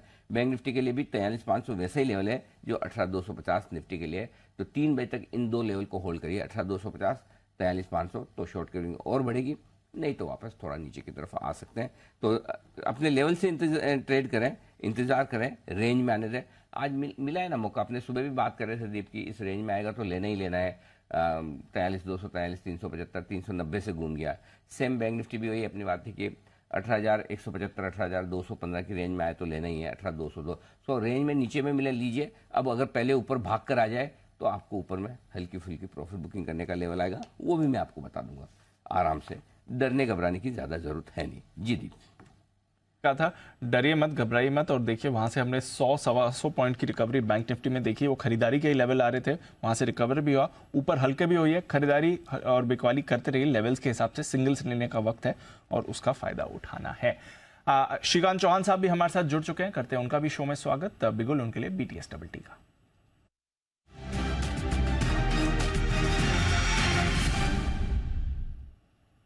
गुड आफ्टरनून श्रीकांत जी, बताएं sir. Good afternoon Dipanshu, good afternoon धनी जी। देखिए वैसे मार्केट जो है वो एक इम्पॉर्टेंट लेवल्स के करीब बिल्कुल आ चुका है। 18,200 से इसमें एक रिकवरी भी बनी है। मुझे लगता है कि ये स्टॉक स्पेसिफिक एक्शन और भी जारी रहेगी, इनफैक्ट और बढ़ सकती है, क्योंकि जो एक्सपेक्टेड लेवल्स थे उन्हीं लेवल्स से मार्केट ने टर्न बैक किया है। इन लेवल्स में मुझे लगता है कि थोड़े हाई बीटा स्टॉक्स को हम चेस कर सकते हैं, जैसे कि L&T इन्फोटेक माइंडट्री जो 4,900 के करीब ट्रेड कर रहा है, LTIM करके। ये हमें लगता है स्टॉक की कम से कम 5,000 या 5,050 के लेवल्स दिखा सकता है। तो 4,800 या 4,830, 4,800 का स्टॉप लॉस डाल के इसको खरीदे। टारगेट्स रखे 5,000 और 5,100 के, मैं ये 2 टारगेट्स दूंगा। और साथ ही साथ मुझे लगता है कि अगर इस पर्टिकुलर स्टॉक में अगर हम एक थोड़ा लंबी अवधि का अगर नजरिया रखते हैं, तो मुझे लगता है कि शायद ये स्टॉक 5,500 के लेवल्स भी दिखा सकते हैं। तो काफी अच्छे एक रिवर्सल फॉर्मेशन के साथ इसमें एक एक्टिविटी बनी है। तो करंट लेवल से बिल्कुल with a very short term view also खरीद के चल सकते हैं। हाँ जी की राय आपके लिए, खरीदारी करें। यहाँ पर L&T माइंडट्री में 4,800 के स्टॉप लॉस के साथ करें खरीदारी। 5,000, 5,100 का रखिएगा टारगेट, ये है आपके लिए। आइए बढ़ते आगे, और अब वक्त है आपके लिए एक स्टॉक जो आज एक्शन में है लेकिन कमजोरी की तरफ है, तो हमारा फेवरेट लेकिन है कमजोरी की तरफ। निफ्टी का टॉप लूजर टाटा मोटर्स। एक बड़ी इंटरेस्टिंग रिपोर्ट आई है UBS की तरफ से, जिसकी वजह से टाटा मोटर्स से आज कमजोर। क्या रिपोर्ट आई है, कमजोर क्यों है, जरा जान लेते हैं। वरुण है तैयार डिटेल्स के साथ, बताएं वरुण जी। तो अनिल जी, हाँ, लंबे समय बाद यूबीएस ने फिर से टाटा मोटर्स पे अपनी कवरेज जो है उसको शुरू किया है और इस बार जो कवरेज की शुरुआत की है डबल डाउनग्रेड के साथ की है। इसके पहले न्यूट्रल की सलाह थी, अब इसे डाउनग्रेड करके बिगवाली की सलाह दे रहा है। हालांकि प्राइस टारगेट इन्होंने 320 से बढ़ा के 450 का कर दिया है। रिपोर्ट की हेडलाइन अगर आप पढ़ेंगे तो उसमें लिखा है कि काफ़ी सारे पॉजिटिव्स जो है, इनफैक्ट सारे के सारे पॉजिटिव्स जो है इस कंपनी के स्टॉक प्राइस में फैक्टर्ड इन है, लेकिन जो नेगेटिव्स है उसकी अनदेखी कहीं ना कहीं मार्केट कर रहा है और यही सबसे बड़ी चिंता की बात है जिसकी वजह से इन्होंने यहाँ पे डाउनग्रेड किया है। काफ़ी सारे रीज़न है, एक एक करके आपको बताता हूँ। सबसे पहले तो JLR, इनका कहना है कि अन्य प्रीमियम कार्स जो है जिस तरह से EV की तरफ बढ़ रही है उसके चलते JLR के वॉल्यूम्स में आगे जाके आपको कमी देखने मिल सकती है। सिर्फ यही नहीं, चाइना जिस तरह से इलेक्ट्रिक व्हीकल्स में आगे बढ़ते जा रहा है, कहीं ना कहीं टाटा मोटर्स जो है काफ़ी हद तक पीछे रह चुका है। और मौजूदा कीमत पे अगर आप देखेंगे तो JLR की इम्प्लाइड PE जो है वो BMW, मर्सिडीज इनसे 70% प्रीमियम पे है, जबकि ये गाड़ियाँ जो है काफ़ी प्रीमियम क्लास होती है और ये अब EV में आते जा रही है। इनफैक्ट JLR के मार्जिन जो है वो करीब 4% रहने का अनुमान ये लगा रहे हैं FY 25 से 26 तक, जबकि मैनेजमेंट ने कहा था या फिर मार्केट मान के चल रहा था कि ये डबल डिजिट मार्जिन कहीं ना कहीं डिलीवर करेगा, तो ये एक चिंता की बात है। अब पैसेंजर व्हीकल्स, यहाँ पे इनका कहना है कि घरेलू सेगमेंट में पैसेंजर व्हीकल्स में टाटा मोटर्स को काफ़ी तगड़ी कंपटीशन झेलना पड़ रहा है, खासकर मारुति से। और पैसेंजर व्हीकल की जो पाइपलाइन है इनकी वो इतनी खास नहीं है और बहुत जल्दी इनके जो ओवरऑल पैसेंजर व्हीकल सेगमेंट है वो पीक पे पहुंचने वाला है, यानी कि वहाँ पे ज़्यादा ग्रोथ की उम्मीद जो है वो इनको बिल्कुल नहीं है। अब आते हैं कमर्शियल व्हीकल, यहाँ पे इनका कहना है कि वॉल्यूम्स और मार्जिन जो है वो इस कंपनी के कमज़ोर रहे हैं और आगे अगर मंदी आती है तो ये सेगमेंट जो है वो और पिट सकता है। तो ये बड़े कारण है जिसकी वजह से यूबीएस कह रहा है कि इसको हम डबल डाउनग्रेड कर रहे हैं, न्यूट्रल से सेल की सलाह दे रहे हैं, लेकिन क्योंकि स्टॉक ज़्यादा चल चुका है इसके प्राइस टारगेट 320 से बढ़ा के 450 का किया है, जो कि करंट मार्केट प्राइस के नीचे ही है।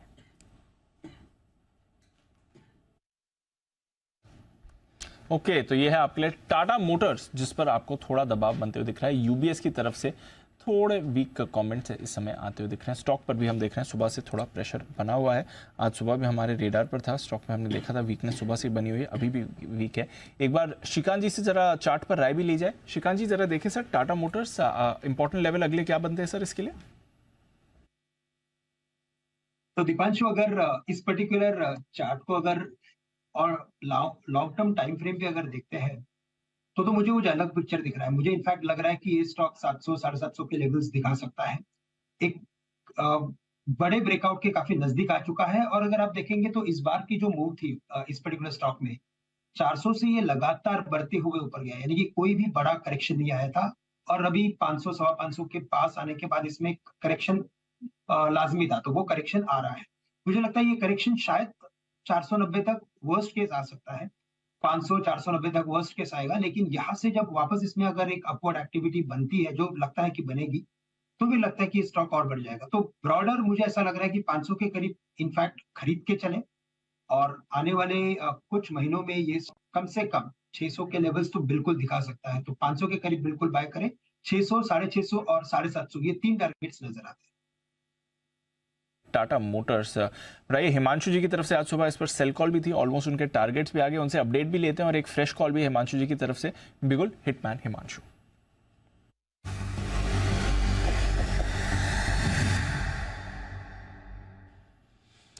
हिमांशु जी, सुबह जो आप लेवल्स की बात कर रहे हैं टाटा मोटर्स में, पहला टारगेट तो ऑलमोस्ट आ गया सर, अब बताएं क्या राय है उस कॉल पर और ऑफ कोर्स फ्रेश व्यू क्या है इस समय?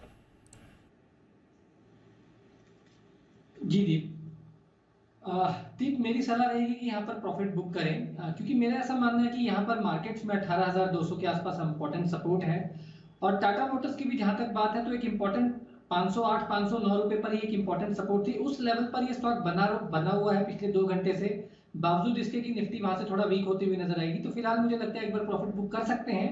अगर ये आने वाले दिनों में 507 505 तोड़ता है तो हो सकता है शायद मुझे लगता है कि प्रॉफिट बुक करें और नेक्स्ट ट्रेड की तरफ मूव कर सकते हैं। और अभी जो मेरे पास जो फ्रेश ट्रेड है दीप, वो है इन्फोसिस, जहां पर खरीदारी करके चलने की सलाह है। 1301 रुपए के आसपास के स्पॉट लेवल्स हैं और जून फ्यूचर्स में लेवल्स हैं 1290 रुपए के आसपास के। मेरा ऐसा मानना है कि इन्फोसिस में एक अच्छा मूव, अच्छा ब्रेकआउट 2-4 दिन पहले देखने को मिला था और उसके बाद एक साइडवेज कंसोलिडेशन स्टॉक में नजर आई। बट ये जो अपमूव है ये अभी काफी पेंडिंग है और मुझे लगता है कि 1320-1325 रुपए तक का टारगेट इन्फोसिस में आने वाले 1 से 2 दिनों में देखने को मिल सकता है। तो यहाँ पर करंट लेवल्स पे खरीदारी करेंगे जून फ्यूचर्स में, स्टॉप लॉस मेंटेन करेंगे 1282 रुपए का, पहला टारगेट रहेगा 1305 रुपए का, दूसरा टारगेट रहेगा 1315 रुपए का। इन्फोसिस के फ्यूचर्स में खरीदारी करके चलने की सलाह है। 1305, 1315 दो टारगेट इन्फोसिस में करें खरीदारी। जून महीने के फ्यूचर्स आपके सामने आ रहे हैं। जून का फ्यूचर ले आए, 1290 पे लेना है, 1282 का स्टॉप लॉस है और 1305, 1315 के टारगेट के लिए BTST के तौर पर ये स्टॉक रहेगा आपके लिए बेहतरीन। आइए बेहतरीन परफॉर्मेंस आई है LIC की तरफ से लंबे समय बाद। थोड़ी राहत की खबर है LIC के शेयर होल्डर्स के लिए, जो IPO का 1 साल पूरे होने के बाद भी अपने भाव से काफी नीचे होने की वजह से इंतजार कर रहे हैं कि जिंदगी के साथ भी और जिंदगी के बाद भी LIC का शेयर उन्हें कमा कर देगा। लेकिन LIC के रिजल्ट्स में कुछ इंटरेस्टिंग चीजें आई है, वो जान लेते हैं। इन रिजल्ट्स के साथ क्या क्या डेटा है जो आपको जानने समझने चाहिए। अरमान हमारे साथ है बताने के लिए। अरमान बताएं डिटेल्स। जी सर। जब LIC का अगर आप देखें, जैसा कि हमने पहले भी बताया था कि अगर हम मार्केट कैप के हिसाब से तो अगर हम बात करें तो लगभग 13वें स्थान पर है। पर ये जो इनका क्वार्टरली तिमाही का जो अगर आप देखें, ये तिमाही का जो मुनाफा आता हुआ दिखा है, उस मुनाफे के हिसाब से अगर आप देखें तो ये हमारे देश की तीसरी सबसे बड़ी कंपनी बन जाती है तिमाही में जितना बड़ा मुनाफा दिया है। सबसे पहले रिलायंस लगभग 19,000 करोड़ के आसपास का, फिर स्टेट बैंक ऑफ इंडिया 16,700 के आसपास का और अब LIC लगभग 13,430 करोड़ के आसपास का मुनाफा देती हुई दिखी है। तो हालांकि अगर आप मार्केट कैप के हिसाब से तो 13वें नंबर पर है, पर मुनाफे के हिसाब से कंपनी तीसरे नंबर पर है आती हुई दिखी है। जैसा कि अगर आपने देखा होगा, पहले भी जब LIC का जब सबसे पहले IPO आया था तो VNB मार्जिन्स पर काफ़ी बात की जाती थी कि उनका VNB मार्जिन्स किस तरीके से इंप्रूव होगा। तो जो 1H FY22 में उनका VNB मार्जिन्स 9.3% के थे, वो FY22 में बढ़ के 15.1% हो गए और अगर आप अभी FY23 का अगर आप डेटा देखें तो वहाँ पर 16.2% के आसपास जो है VNB मार्जिन्स जो है वहाँ पर आते हुए दिखे हैं। और इस सेक्टर के लिए आप एम्बेडेड वैल्यू पे लगातार फोकस करते हैं तो कंपनी जो है एम्बेडेड वैल्यू पे अच्छी खासी जो है ग्रोथ लगातार दिखा रही है। जो 30 सितंबर 2021 को लगभग 5.4 लाख करोड़ के आसपास थी, वो बढ़कर फिर 5.44 लाख करोड़ हुई और अभी का अगर आप डेटा देखें तो वो लगभग 5.8 लाख करोड़ जो है वहां पर आती हुई दिखी है। और अगर आप शेयर प्राइस का अगर आप मूवमेंट देखें तो जो मौजूदा भाव तो अभी लगभग 600 के आसपास का है। अगर 30 दिसंबर को 685 था, 18 मई को क्योंकि जो लिस्टिंग के बाद का अगर एक दिन देखें तो वहाँ पे 876 था, तो और जो इश्यू प्राइस था वहाँ पर 949 के हिसाब से था। तो अगर आप भाव के हिसाब से देखें तो वहाँ पर तो आपको लगातार जो है थोड़ी बहुत गिरावट ही दिख रही है। पर आप बिजनेस के पैरामीटर्स पे देखें तो मुनाफा लगातार काफी बढ़िया आता हुआ दिखा है, VNB मार्जिन इंप्रूव हुए हैं और इसी के चलते आप देख रहे हैं एम्बेडेड वैल्यू में भी आपको इसका इंप्रूवमेंट दिखता हुआ जा रहा है। LIC को लेकर कुछ बेहद इंटरेस्टिंग डेटा आपके लिए नतीजों के साथ। एक बार जरा LIC के स्टॉक पर राय ली जाए बंसल जी से भी। बंसल जी की रिकमेंडेशन लिस्ट में हाल ही में रहा भी है। बंसल जी चार्ट्स देखने का जरा कष्ट कीजिए, मैं आपके पास फिर से आऊंगा। तब तक एक बार जैन साहब से भी पूछ लेते हैं, जैन साहब का क्या विचार है LIC को लेकर 600 रुपए पर। जी जैन साहब। ये देखिए विचार पॉजिटिव ही है अनिल जी। अब ऐसा लगने लगा कि ओवरडन हो चुका है और जो अभी अरमान ने सारी चीजें जो बताई, in fact value of new businesses का प्रीमियम या ओवरऑल प्रॉफिटेबिलिटी, तो सर्टेनली बहुत सारी जो नेगेटिव्स है सब डिस्काउंटेड है और जब मार्केट्स चलते हैं तो LIC को भी बहुत बड़ा फायदा होता है। और बाकी देखिए अब ये भी अपने आप को धीरे धीरे जो प्राइवेट सेक्टर में जो इंश्योरेंस कंपनीज है जिस तरीके के प्रोडक्ट्स वो लोग लाते हैं वैसा ये लोग भी ला रहे हैं और जो नेटवर्क इनके पास है देखिए वो तो एक्स्ट्राऑर्डिनरी है ही है और अच्छा खासा प्रॉफिट में जंप हुआ है। तो मेरे हिसाब से इस स्टॉक को जिन्होंने IPO में अप्लाई किया और जिनके पास गले में फांस बनी हुई है तो ऐसा मत समझें, लीजिए, होल्ड कीजिए। और नीचे आने पे मैंने इनफैक्ट 500, 550, 550 का जो रेंज था वहां पे सर्टेनली मैंने एक बार अपने ही चैनल पे बोला था कि लेना चाहिए उन लेवल्स पे और उसके बाद ये ऊपर भी गया था, फिर करेक्ट हुआ है। तो मेरे हिसाब से अब एक बार ये 750 तक के लेवल्स के लिए तैयार हो गया। 750 नहीं तो भी 725, 750 के लेवल्स के लिए मार्केट के साथ देखिए इतना अंडर परफॉर्म नहीं कर सकता है इतनी बड़ी कंपनी और इतनी मार्केट रिलेटेड कंपनी। तो मुझे लगता है कि एक बार यहाँ पे एक ठीक ठाक सी चाल बननी चाहिए। है आपके लिए LIC पर फंडामेंटल राय, तकनीकी राय, बंसल जी फरमाइए। अनिल जी सबसे पहले तो जो भी आपने बोला उससे बिल्कुल भी इत्तेफाक नहीं रखता हूं। आपने बोला कि LIC का चार्ट देखने का कष्ट कीजिए, तो ऐसे ही एक बार आपने कष्ट बोला था कोई स्टॉक का नाम लेके और सुमित जी ने उसको कष्ट माना था उसके बाद आपकी गुगली आई थी। तो अनिल जी कष्ट नहीं, अनिल जी आदेश दिया कीजिए आप। तो जिन्होंने अनिल जी नीचे का ले रखा है वो होल्ड करें। ऊपर में 618 से लेकर 628 एज ऑफ नाउ एक हर्डल है, ये टूटेगा बट थोड़ा समय लगेगा। तो करेक्शंस पर खरीदारी की राय है। कोई डिप आती है नीचे में 585 590 के स्तर आते हैं तो करेक्शन पे खरीदना है। और अगर विदाउट करेक्शन ऊपर में 618 से 628 की हर्डल टूट जाती है तब एग्रेसिव होके ऊपर में खरीदना है। और तब जैन साहब ने जो लेवल बोर्ड 750 के उस तरफ ये कूच करेगा। तो 628 के ऊपर जब डिसाइसिव ब्रेकआउट हो जाए तब एग्रेसिवली खरीदारी की राय होगी। और तब तक के लिए गिरावट में धीरे धीरे करके एक्यूमुलेट करें। बिल्कुल ठीक बात है। तो ये LIC पर राय है। लेकिन जो आपने कहा बंसल जी की कष्ट कीजिए वाली जो बात मैंने की, देखिए मैं तो आपका सम्मान करते हुए, आपके अनुभव को की कद्र करते हुए मैं तो शिष्टाचारवश आपको रिक्वेस्ट करता हूं कि कष्ट कीजिए। लेकिन घर पर कभी भी आपको ऐसा सुनने में सुनने में आया ऐसा कि खाना बनाने का कष्ट कीजिए या कोई भी काम ऐसा हो जिसका कष्ट कीजिए, तो वहां पर आप उसे आदेश ही माने। जो आपकी थॉट प्रोसेस वो बिल्कुल सही है, वहां पर आदेश ही माने। मेरी तरफ से तो आग्रह था, रिक्वेस्ट था, निवेदन था। बाकी तो आप समझदार खुद है ही। आइए बिगल सुमित जी के लिए सुमित का सुपरहिट।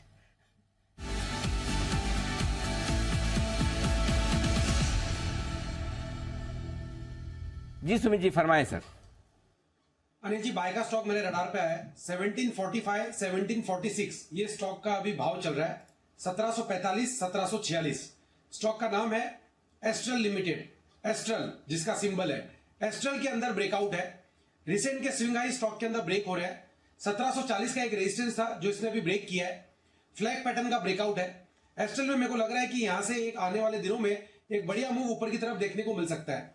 स्टॉक के अंदर खरीदारी करें, जिन्होंने ले रखा है वो लोग होल्ड करें क्योंकि जस्ट अभी ब्रेकआउट आ रहा है। स्टॉक का जो नीचे में चार्ट्स के ऊपर सपोर्ट है वो 1720 1730 के पास है। तो 1730 के नीचे का इसके अंदर स्टॉप लॉस लगाना है। ऊपर में जो टारगेट देखने को मिल सकते हैं, पहला टारगेट इसका बनेगा 1770 रुपए का। 1770 का लेवल ब्रेक हुआ तो ऊपर में 1780 रुपए तक का मूव एस्ट्रल में देखने को मिल सकता है। एस्ट्रल में खरीदारी करें 1730 के नीचे का स्टॉप लॉस लगा के 1770 1780 के टारगेट्स के लिए।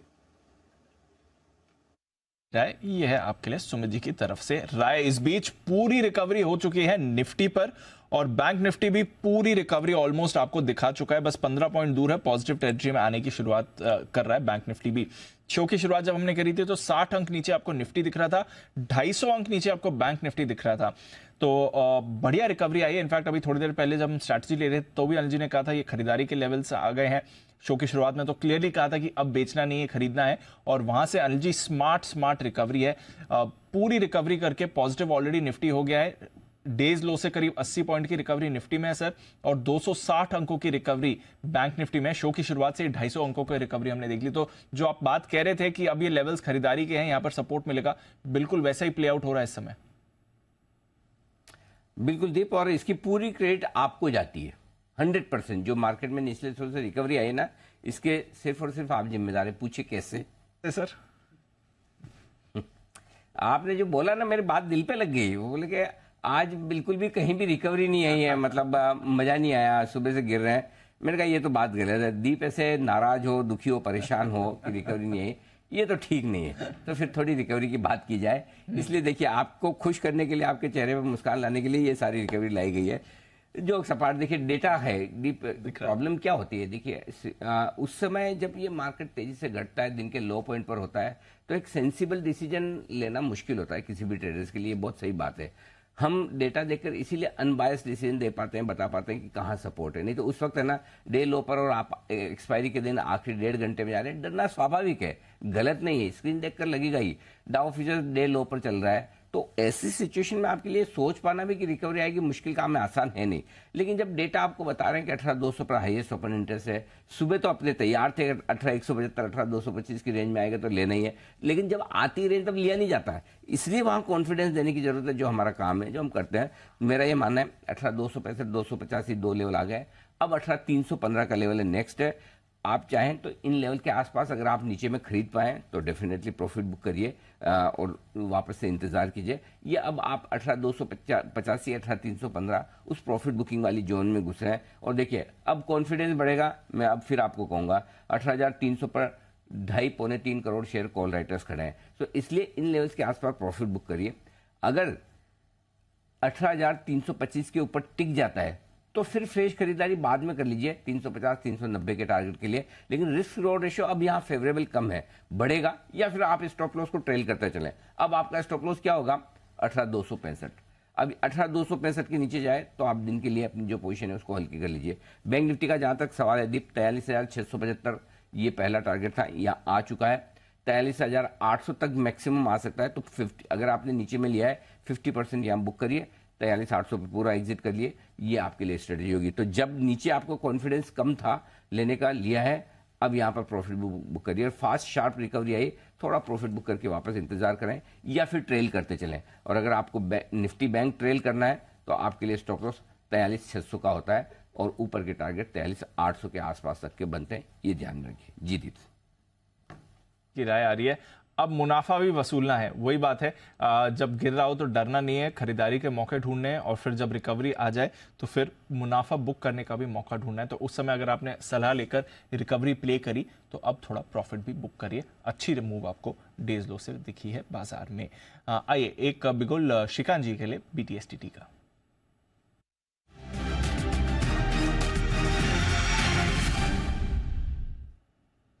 बताएं सर।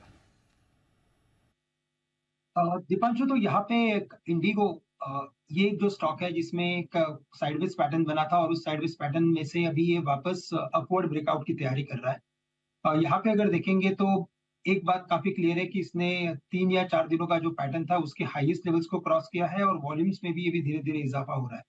तो करंट लेवल से इंडिगो को लॉन्ग करें जो 2304 2305 के करीब ट्रेड कर रहा है। और अगर यहाँ से अगर ये चलता है तो मुझे लगता है कि वापस से ये 2380 2390 के लेवल्स को छू सकता है जो इसके ऑल टाइम हाइस थे। और अगर मैं पैटर्न बेस्ड ट्रेडिंग की बात करूं तो पिछले 1.5-2 साल से ये स्टॉक 2380 के ऊपर नहीं जा रहा था, लेकिन इस बार के फॉर्मेशन ये इंडिकेट कर रहे हैं कि शायद इन लेवल्स को ये क्रॉस करते हुए एक बार 2500 2550 के लेवल्स भी दिखा सकता है। करंट लेवल से लॉन्ग करें 2305 में, स्टॉप लॉस रखिए 2270 रुपए का, यानी यहाँ से 35 रुपए का स्टॉप लॉस रखना पड़ेगा। लेकिन टारगेट्स नजर आते हैं सबसे पहले 2400 के और उसके बाद 2500। तो चलिए ये है आपके लिए इंडिगो में खरीदारी करने की राय, यहाँ पर आती दिख रही है। कुणाल जी, Rakesh ji pick of the day देने को तैयार है, उससे पहले वागले साहब तैयार हैं, ज्यादा उनसे ज्यादा तैयार है, वो आज ही के लिए दे रहे आपके लिए वागले का वंडर।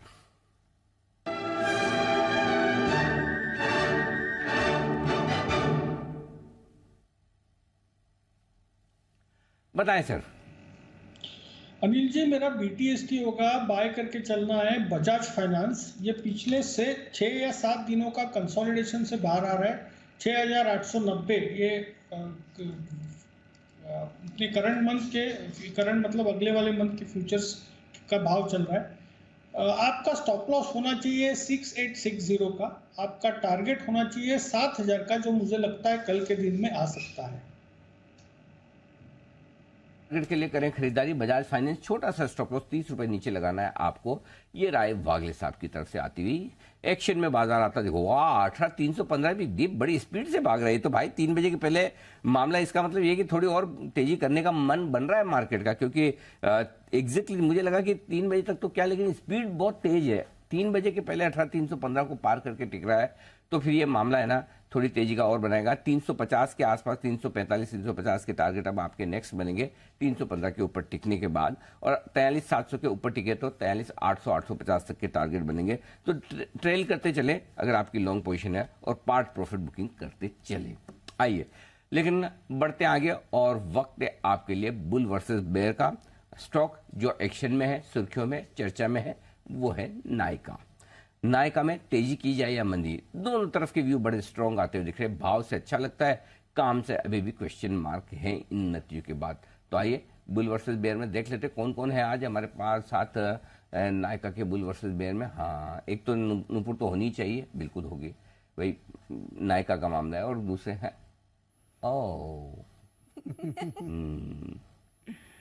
Very good. तो शुरुआत नूपुर आप करिए, बताइए। बिल्कुल सर, सस्ता लगता है और नंबर्स में इतने दमदार नंबर्स आए इस क्वार्टर के कि आज मोमेंटम में स्टॉक भी, आप अगर ग्रॉस मार्जिन्स की बात करें, कंट्रीब्यूशन मार्जिन्स की बात करें तो आपको ग्रोथ दिखेगी। कंपनी की आय भी इस क्वार्टर में बहुत ही बढ़िया सुधर कर आई है, 33% की बढ़कर आई है। इनफैक्ट जब मैनेजमेंट से हमने बात भी की थी तो उन्होंने कहा था कि ये रन रेट चलता रहेगा आने वाले कुछ क्वार्टर से।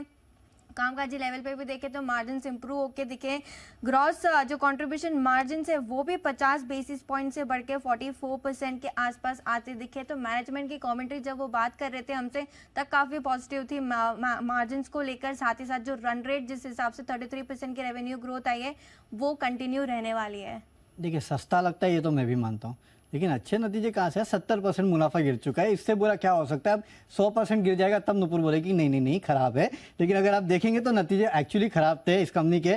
और ऑफलाइन और अगर छोटे शहरों में अगर आप देखेंगे तो जो विस्तार है उसका एक बहुत बड़ा इम्पैक्ट कहीं ना कहीं कंपनी को कंपटीशन के तौर पे कहीं ना कहीं भुगतना पड़ रहा है। और वहाँ पे मार्जिन जो है वैसे भी काफ़ी कम है। तो आगे चल के ये जो अब मार्जिन कंपनी ने दिए हैं इसको कंपनी सस्टेन कर पाएगी कि नहीं, वो एक बहुत बड़ी दिक्कत की बात है। और बढ़ता कंपटीशन और साथ ही साथ जो नए मार्केट्स में ये जा रहे हैं वो कंपनी के लिए विस्तार नहीं है बल्कि कंपनी के लिए एक ओवरहैंग है, क्योंकि प्रीमियम प्रोडक्ट था जो कि बाकी मार्केट्स में जा रहे हैं। भगवान जाने क्या होगा, जो मार्जिन है वो भी सस्टेन होंगे कि नहीं उसका कोई भरोसा नहीं है। बिल्कुल, मुनाफे की बात की आपने, 70% से गिर के आया क्योंकि कंपनी एक्सपेंशन कर रही है तो इंटरेस्ट कॉस्ट थोड़ी सी बढ़कर आई थी, इसके चलते मुनाफे में प्रॉब्लम थी। लेकिन आप इंटरनल्स देखिए, कैश फ्लोज देखिए, कंपनी के जीएमवी देखिए, कंट्रीब्यूशन मार्जिन देखिए, एक भी पैरामीटर पे आपको लाल निशान नहीं दिखेगा। सब टिक मार्क इस बार कंपनी के आते हुए दिखे। इनफैक्ट फैशन कारोबार की बात करें तो लगातार वहाँ पे ग्रोथ बनी हुई है। एक्सक्लूसिव टाइप्स करती है इंटरनेशनल ब्रांड्स के साथ जिसका प्रीमियम का कंपनी को फायदा भी मिलता है। एवरेज ऑर्डर वैल्यू भी देखे तो वो भी सुधरती हुई दिख रही है। जीएमवी की बात करें तो फैशन में 38% से बढ़कर आई है। इनफैक्ट मार्जिन में सुधार इसलिए आया क्योंकि कंपनी ने अपने मार्केटिंग स्पेंड्स कम किए, जो सबसे बड़ा कंसर्न था इस कंपनी के लिए, कितना खर्चा करना पड़ता है अपने कस्टमर्स को लाने के लिए। वहां पे अगर कटौती करके कस्टमर्स आ रहे हैं तो इससे बड़ा पॉजिटिव क्या हो सकता है? डेफिनेटली, लेकिन ये इनको आगे भी करना पड़ेगा क्योंकि कंपटीशन अगर बढ़ेगा तो जाहिर सी बात है आपको फिर से जो खर्चे एडवर्टाइजमेंट पे वो करने पड़ेंगे, जिसका इंपैक्ट आने वाले दिनों में मार्जिन पे आ सकता है। इसके लिए मैं कह रहा हूँ कि मार्जिन सस्टेन करेंगे क्या यहाँ पे, ये सबसे बड़ा सवाल है।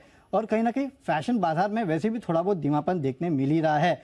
और अगर आप देखेंगे तो इनकी जो प्रीमियम सेगमेंट है उसमें ज़्यादा सुधार जो है वो देखने नहीं मिल रहा है, तो ये भी कहीं ना कहीं दिक्कत की बात है। और मार्केट शेयर जो है वो इस कंपनी के लिए बढ़ाना एक बहुत बड़ा चैलेंज है। ऑलरेडी पीक पे पहुंच चुके हैं, यहाँ से केवल नए मार्केट में जाके मार्केट शेयर बढ़ा सकते हो। जैसे कि मैं कह रहा था, नए मार्केट में अगर आप गए तो आपके मार्जिन गए।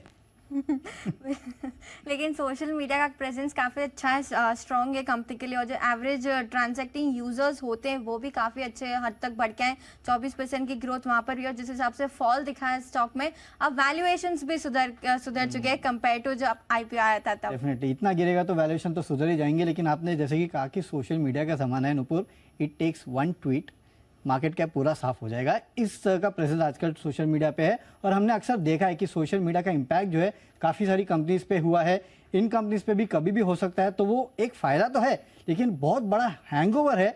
अगर किसी दिन कुछ गड़बड़ हो गई तो फिर सुधरने का नाम नहीं लेगा। कोई बात नहीं, मॉर्गन स्टैनली के तो ओवरवेट की रेटिंग है, उनका टारगेट देखेंगे तो 188 का है। तो फैशन चलता रहेगा, लिपस्टिक कभी खत्म नहीं हो सकती। फाउंडेशन आप मैं दोनों ही यूज करते हैं तो बनी रहेगी यहाँ पे मोमेंटम। फाउंडेशन यूज करते हैं, लिपस्टिक में यूज नहीं करता, वो आप ही करते हो। लेकिन हाँ चलिए, ब्रोकरेज हाउस अच्छा है। आपने कहा कि कुछ लोग अपग्रेड भी दे रहे हैं, लेकिन काफी लोगों ने आज प्राइस टारगेट काटे हैं। सिटी, गोल्डमैन, नोमुरा तीनों ने अपने प्राइस टारगेट काटे। इनफैक्ट कुछ और रिपोर्ट्स में पढ़ रहा था, इन्होंने तो फिर भी 160 के टारगेट दिए हैं, कुछ लोग तो 105 के भी टारगेट दे रहे हैं। तो यहाँ से और जाएगा। तो ये है आपके लिए नायका पर बुल वर्सेस बेयर। और आज इस मुकाबले के जज हैं थर्ड एम्पायर के तौर पर दूर से देख रहे हैं जयपुर से इस मुकाबले को जैन साहब। जैन साहब, वैसे तो आमतौर पर आप इतने लिक्विड स्टॉक पर राय देने से परहेज करते हैं, लेकिन ये स्टॉक आपकी रेंज में तो आ चुका है। 100-125 रुपए की रेंज के स्टॉक आपको पसंद बहुत है रिकमेंड करने के लिए आज से। जरा बताएं सर, नायका पर क्या है व्यू? नहीं ऐसा नहीं अनिल जी कि मैं लिक्विड स्टॉक और इलिक्विड स्टॉक में कोई पार्शियलिटी करता हूं। हम तो वैसे स्टॉक ढूंढते हैं जहां पे लिक्विडिटी और इलिक्विडिटी को मैं कोई क्राइटेरिया ही नहीं मानता। जहां पे अच्छे फंडामेंटल्स होंगे, जहां पे अच्छी क्रेडेंशियल्स होंगे, उन कंपनियों को लाते हैं, भले ही वो लिक्विड हो या नहीं हो। और जब हम रिकमेंड करते हैं, कोशिश करते हैं इतने बड़े प्लेटफॉर्म पे आके और अच्छा स्टॉक देते हैं, और हमने जैन साहब के जेम्स में ऐसे कई स्टॉक्स दिए हैं जो पहले नॉर्मली इलिक्विड होते थे और एफएनओ में भी आ गए हैं, और पास्ट में भी ऐसा हमने एक साथ ये चीज देखी हुई है। तो इट्स जस्ट दैट कि कई बार वो अनसंग हीरोज रहते हैं, लोगों के मुंह पे नहीं रहते हैं, कई बार लिक्विडिटी आ जाती है क्योंकि आपकी इक्विटी कैपिटल बड़ी होती है, अननेसेसरली आपने लिवरेज लेके काफी वो सब कर रखा है, तो बहुत सारे रीजंस होते हैं लिक्विडिटी के। बट मैं नायका की अगर बात करूं तो देखिए, मैं नायका के लिए एकदम बायस्ड ओपिनियन दे रहा हूं, और मैं वरुण जी के तरफ हूं। मैं मतलब यहाँ पे मैं नो सेकंड थॉट्स वाली बात है, मैं 1882 की पी मल्टीपल वाली स्टॉक को खरीदने के लिए मैं चैनल पे और पैनल यहाँ रह के मेरे मतलब हिम्मत नहीं होती है। और 1882 का पी मल्टीपल अगर किसी कंपनी का है तो यहाँ पे क्वार्टरली रिजल्ट्स नहीं देखते, यहाँ पे डेली ग्रोथ देखनी पड़ेगी, या मंथली बेसिस पे यहाँ पे गजब की एक्सपोनेंशियल ग्रोथ आनी पड़ेगी, मंथली कंपाउंड होना पड़ेगा, कैगर मतलब एनुअलाइज नहीं देखेंगे 3 ईयर कैगर, यहाँ पे तो मंथली कैगर देखना पड़ेगा। आप देखिए, अगर आप अभी भी एक ये बैटल कर रहे हैं कि मेरा प्रॉफिट्स नहीं आ रहा है, लिस्टिंग हो गई, तो ये सारे उन पोर्टफोलियोज के लिए हैं जहां पे आपको स्टार्टअप्स में इन्वेस्ट करना है। ये ठीक है, जब तक अनलिस्टेड स्पेस में रहते हैं इनको एक अलग बेनिफिट मिलता है और इनको दौड़ना पड़ता है, they are riding the tigers, इनको खर्च भी करने पड़ते हैं क्योंकि वहां पे एक ऐसा पैसा उनको चेस करता है जहां पे ये सब चलती है। बट आप एक बार लिस्टेड स्पेस में आ गए तो it's a different ball game all together. ये सारे इन टाइप के जो स्टॉक्स है, इन सब का एक कोई रिस्की पोर्टफोलियो बनाना है तो it can not be more than 4 to 5% of your total portfolio, that too also a bunch of these kind of stocks. तो ये तो फिर भी चलिए एक प्रॉफिट मेकिंग कंपनी है, छोटी मोटी जो भी करती है, बट आप देखिए डिमांड में स्लो डाउन, और यहाँ ऐसे मतलब इतना एस्टैब्लिश्ड होने के बाद भी अगर आपके प्रॉफिट नीचे आ रहे हैं, सेल्स नीचे आ रही है क्वार्टरली, तो I am a little bit sceptical. और मैं कहीं भी ये राय नहीं दूंगा कि बहुत नीचे आया हुआ एक बाउंस बैक प्ले पक्का करेगा, ये बाउंस भी करेगा क्योंकि मार्केट के साथ थोड़ा बहुत करेगा। जब मार्केट में अच्छा माहौल बना हुआ रहता है तो हर चीज चलती है। वो बोलते हैं ना, वो एक बार हमें याद है गुआर चला था तो उस टाइम पे वो कचरा भी, वो भुन भी उसके साथ मिक्स हो जाता है, तो वैसे वाली चीज है। But I am not very bullish on the stock and rather I am bearish on all these kinds of ideas. ओ जैन साहब, आज आपकी रिसर्च को हम मान गए। हमें लगा कि जिस स्टॉक पर आप बेरिश होते हो उसी पर ज्यादा समय लगाते हो, काफी मतलब आप डिटेल के साथ बोलते हो। जिस पे बेरिश है उस पर भी आपने समय कम नहीं लगाया एकदम जी। हाँ कुणाल जी, आपकी विशेष टिप्पणी इस पर? मैं तो भी आज मैं टाटा मोटर में भी लगाने वाला था। मैं भी अनिल जी यही नोट कर रहा था कि पूरे अनिल जी और पूरी भावनाओं के साथ बोल रहे थे अनिल जी, भावनाएं बिल्कुल उनकी जुबान तक आ गई थी। तो बड़े ध्यान से अनिल जी मैं सुन रहा था जैन साहब के बातचीत, और इसमें अनिल जी कहीं ना कहीं नायका पर जो खर्चा उनके परिवार में होता होगा उसकी भी कहीं ना कहीं टीस मुझे महसूस हुई। अगर आपको भी हुई तो बताइएगा। नहीं पता नहीं खर्चा परिवार में होता है कहीं और होता है, वो तो अपने को नहीं पता। देखो, अपने जो नई बात जानते हैं उसकी हम बात क्यों करें, राइट? ठीक है ना कुणाल जी?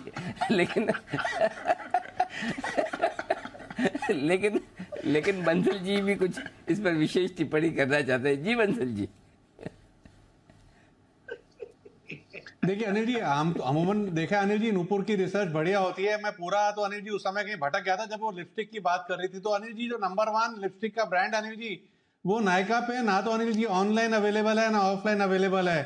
तो अनिल जी, हम भी बिल्कुल जैन साहब के साथ हैं, मंदी की तरफ है अनिल जी स्टॉक। हालांकि म्यूचुअल फंड और फंड्स इसको खरीद रहे हैं, बट फंडामेंटल्स अनिल जी यहाँ सब कुछ हिला हुआ है। चलिए, तो कुणाल जी बंसल जी की भी राय जैन साहब के साथ है। जैन साहब टाटा मोटर्स पर भी कुछ विशेष टिप्पणी करना चाहते हैं। जैन साहब, मैं उसके लिए आपके पास फिर से आऊंगा, लेकिन पिक ऑफ द डे का वक्त है। बिगुल कुणाल जी और राकेश जी के लिए कल का काम आज ही करते हुए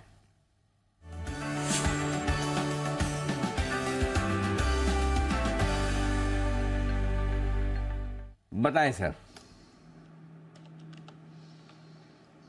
अनिल जी, हमारा पिक ऑफ द डे है जुबिलिएंट फूडवर्क। काफी बेहतरीन टेक्निकल स्ट्रक्चर है। 10 फरवरी को स्टॉक में ब्रेकडाउन हुआ था नतीजों के बाद, और इस बार अर्निंग के बाद थोड़ा सा स्टॉक ऊपर गया था और उसके बाद अब उस हाइस के ऊपर निकल रहा है।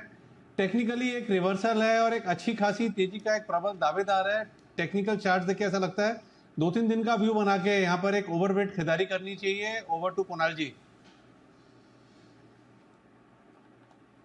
अनिल जी, देखिए 8-9 महीने से जुबिलेंट फूडवर्क्स लगातार बाजार को अंडर परफॉर्म कर रहा है और फरवरी के बाद आज ब्रेकआउट चार्ट पर आता हुआ दिख रहा है, तो बिल्कुल बाय करके चलने की हमारी राय है। 480 480 पर स्टॉप लॉस रखें, खरीदारी करें। पहला टारगेट होगा 500 रुपए का, दूसरा टारगेट 515 रुपए का। तो 515 के टारगेट के लिए जुबिलेंट में खरीदारी की राय है आपके लिए जुबिलेंट फूड, जहां पर खरीदारी करने की राय पिक ऑफ द डे के तौर पर। कुणाल जी और राकेश जी, आप कृपया ध्यान दें और ध्यान से सुने। आपकी पिक ऑफ द डे ले ली गई है, इसका मतलब ये नहीं कि कल आप सुबह सुबह निश्चिंत हो जाएं कि भाई हमारा काम तो हमने आज ही कर लिया है। आपका काम पूरी तरह से बाकी है। तो क्यों बाकी है वो बता दूं। आपने पिक ऑफ द सीरीज नहीं दी है। कल जून सीरीज का पहला दिन होगा, समझ गए आप। तो आपको पिक ऑफ द सीरीज की तैयारी करके आनी है। तो शाम को आपस में आप वार्तालाप कर लीजिए, विचार विमर्श कर लीजिए और पिक ऑफ द सीरीज के साथ आइएगा। ऐसा मत सोच लिया अरे दे दी तो मैं भूल जाऊँ। मेरा काम याद दिलाने का है, मैंने आपको याद दिला दिया है। आइए बिल्कुल हिमांशु जी के लिए हिटमैन हिमांशु।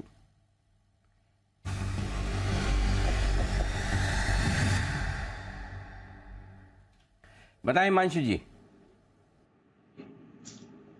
अनिल जी, पहले तो सुबह भारतीय एयरटेल में खरीदारी की कॉल दी थी, वहां पे टारगेट्स अचीव हुए हैं, मोहर लगा सकते हैं। फिर दोपहर में 12:45 के शो में अनिल जी आशीष के साथ मैंने निफ्टी में नेक्स्ट वीक की 18,250 के स्ट्राइक की कॉल ऑप्शन में खरीदारी की राय दी थी, उसमें भी टारगेट अचीव हो चुके हैं। आज के हीरो जीरो ट्रेड में बैंक निफ्टी में 43,700 का पुट ऑप्शन खरीदारी की राय दी थी, उसमें भी टारगेट हिट हो चुके हैं। तो सारी कॉल्स में मोहर लगा सकते हैं। अब BTST अनिल जी करके चलेंगे बालकृष्णा इंडस्ट्रीज के फ्यूचर्स में।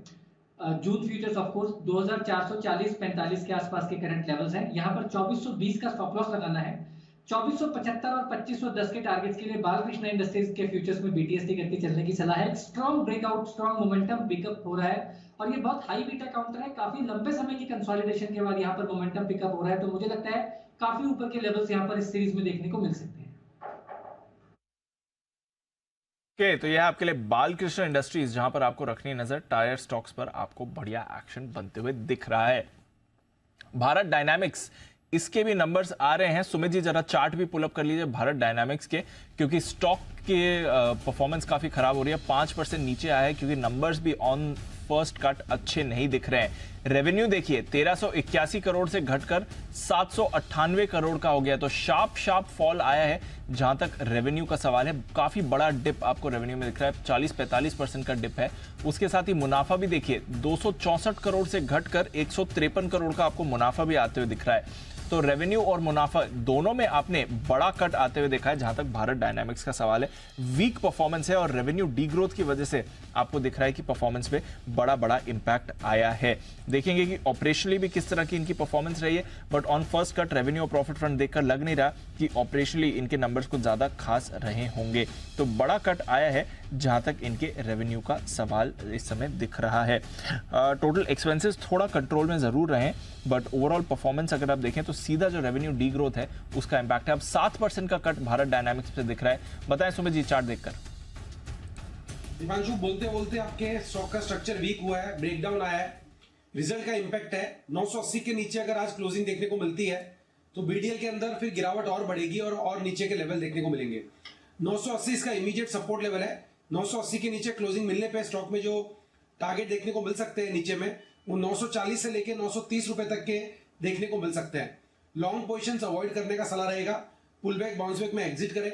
980 के नीचे क्लोजिंग मिलने पे 40 से 50 रुपए का फॉल भारत डायनामिक्स BDL में और देखने को मिलेगा। है आपके लिए भारत डायनामिक्स, जहां पर आप कमजोर परफॉर्मेंस देख रहे हैं। इसके ऑपरेशनल परफॉर्मेंस भी काफी कमजोर है। कामकाजी मुनाफा 404 करोड़ से घटकर 183 करोड़ का रह गया है। बेहद खराब नंबर्स आते हुए दिख रहे हैं और सरप्राइजिंग है क्योंकि वैसे डिफेंस कंपनीज अच्छे कर रही हैं। मार्जिन्स देखिए 29.3% से घटकर 23% के मार्जिन्स आ गए हैं, तो बहुत खराब परफॉर्मेंस है ओवरऑल अगर आप भारत डायनामिक्स के देखें। और रेवेन्यू डी ग्रोथ से ही आपको दिख रहा है कि नंबर्स काफी खराब हो रहे हैं। ऑपरेशनली भी बड़ा कट आया है, 8% का कट अब आपको दिख रहा है। और सरप्राइजिंग है क्योंकि डिफेंस कंपनीज जो इंप्रेशन है बाजार का कुछ कंपनीज की परफॉर्मेंस है वो यही रहा है कि ऑर्डर्स अच्छे आ रहे हैं, एग्जीक्यूशन अच्छा हो रहा है, बट उसके सामने भारत डायनामिक्स की तरफ से बेहद खराब नंबर्स आपको अभी आते हुए दिखे हैं। तो वीक भारत डायनामिक्स हो रहा है और नेचुरली स्टॉक पर भी देखिए वैसा ही रिएक्शन आ रहा है जैसे खराब नंबर्स इसके आए हैं। ओके, बढ़ते हैं आगे और बात करते हैं कुछ नंबर्स जो अब कल आने वाले हैं। और उसमें निफ्टी की दिग्गज कंपनी है M&M, इसके नंबर्स पर हमें फोकस करना पड़ेगा। इसके साथ ही वायदा कारोबार के भी कुछ इंपॉर्टेंट नंबर्स आने वाले हैं। आज थोड़ा हल्का दिन था नंबर्स के लिहाज से, बट कल थोड़ा एक्टिव देने वाला है और स्टॉक डेज हाई पर ट्रेड कर रहा है। तो M&M इंटरेस्टिंग एक्शन इस काउंटर पर आपको आते हुए दिख रहा है। वैसे भी बाकी जो ऑटो कंपनीज हैं उसमें हमने देखा है कि एक्शन अच्छा आपको बनते हुए दिखा था, बट भारत डायनामिक्स थोड़ा और इस समय वीक हो रहा है। एक बार जरा जैन साहब से भी राय ली जाए, क्योंकि भारत डायनामिक्स इस समय ज़्यादा रिएक्ट कर रहा है। M&M की बात थोड़ी देर में करते हैं। जैन साहब जरा व्यू देंगे भारत डायनामिक्स अगर आप कवर करते हैं, इतनी खराब परफॉर्मेंस और डिफेंस कंपनी से अब 8% का कट आ गया है। देखिए, भारत डायनामिक्स की एक चीज मैं बोलूंगा कि अगर हम क्वार्टर Q-on-Q और YoY दोनों को देखें तो देखिए लास्ट मार्च से लेकर इस मार्च में सर्टेनली रिजल्ट्स हल्के हैं, उसमें कोई दो राय नहीं है। बट दूसरी बात एक और देखिए कि आप पिछले 3 क्वार्टर में ये कंपनी ने डबल डिजिट में प्रॉफिट्स कमाए हैं। तो इसलिए मैं बोलूंगा कि बहुत हद तक आप एक चीज ये है कि मार्केट्स अच्छे चल रहे थे, डिफेंस का माहौल अच्छा बना हुआ था, तो ये स्टॉक भी चल रहा था, बट रिजल्ट्स उतने अच्छे पिछले 3 क्वार्टर में भी नहीं थे। तो मुझे लगता है it can be an opportunity to enter the stock अगर कहीं भी करेक्शन आता है, आ ही रहा है। और 900 रुपए से लेकर 1000 रुपए का एक रेंज है जहां पे ये स्टॉक सपोर्ट लेगा। जस्ट दैट की मार्केट थोड़ा उम्मीद कर रहा था कि और अच्छे रिजल्ट्स आए। देखिए, इन सबको ऑर्डर्स की कहीं कोई प्रॉब्लम नहीं होगी, ये तो बात माननी चाहिए, क्योंकि डिफेंस के ऊपर जिस तरीके का बजट एलोकेशन है और बजट डिफेंस स्टॉक्स में हम लोग काफी बुलिश वैसे भी रहे, एक के बाद एक कई सारे हल है या कई सारे स्टॉक्स हमने दिए हैं। और मुझे लगता है BEL, हल और दुनिया भर के अगर जो technology related, defence technology related stocks के तो जबरदस्त पी मल्टीपल है, तो वैसे यहाँ पे भी है। बट मुझे ऐसा लगता है कि it can be an opportunity. Certainly market was supposed to react, क्योंकि मार्केट्स में जब ये इतना एक आउट परफॉर्म कर रहा है और PSU स्टॉक्स अगर कोई 40 के पी मल्टीपल पे चलता है तो सर्टेनली वहां पे देखिए रिएक्शंस भी ऐसे आएंगे। जनरली PSU स्टॉक्स को मार्केट आप देखिए 15-20 के पी मल्टीपल से ऊपर देखना नहीं चाहता है, और ये स्टॉक लास्ट क्वार्टर के मुकाबले खराब है, मतलब YoY बेसिस पे, बट ओवरऑल पिछले 3 क्वार्टर के मुकाबले यहाँ पे प्रॉफिट्स अच्छे हैं। तो मैं ये एक पॉजिटिविटी देख रहा हूँ इसमें। तो चलिए, ये है आपकी जैन साहब की पूरी एनालिसिस। अब शायद उतना खराब नहीं रहे, may be the worst of it इस समय, बट फॉल डेफिनेटली उसको कैप्चर कर रहा है। पिछले साल Q4 में भी एक एक्सेप्शनल लॉस हुआ था 34 करोड़ का, तो बेस ऑलरेडी कम है, बट उस कम बेस पर भी हमने देखा है कि मुनाफे पर बड़ा हिट आपको आते हुए दिखा है। चलिए, इस पर करेंगे फोकस, बट 3:20 हो चुके हैं, तो आइए एक्सपायरी के लिए भी हम हो रहे हैं तैयार। उससे पहले ले लेते हैं अनिल जी की फाइनल मार्केट स्ट्रैटेजी।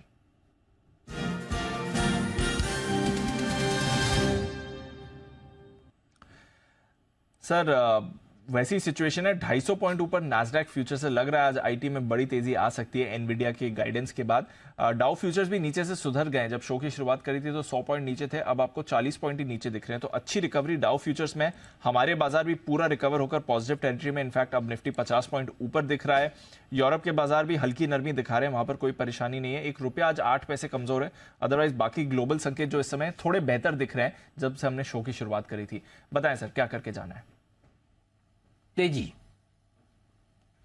बहुत दिनों बाद आपने सुना होगा, राइट, क्लोजिंग के शो में। तो दीप, 2 वजह है।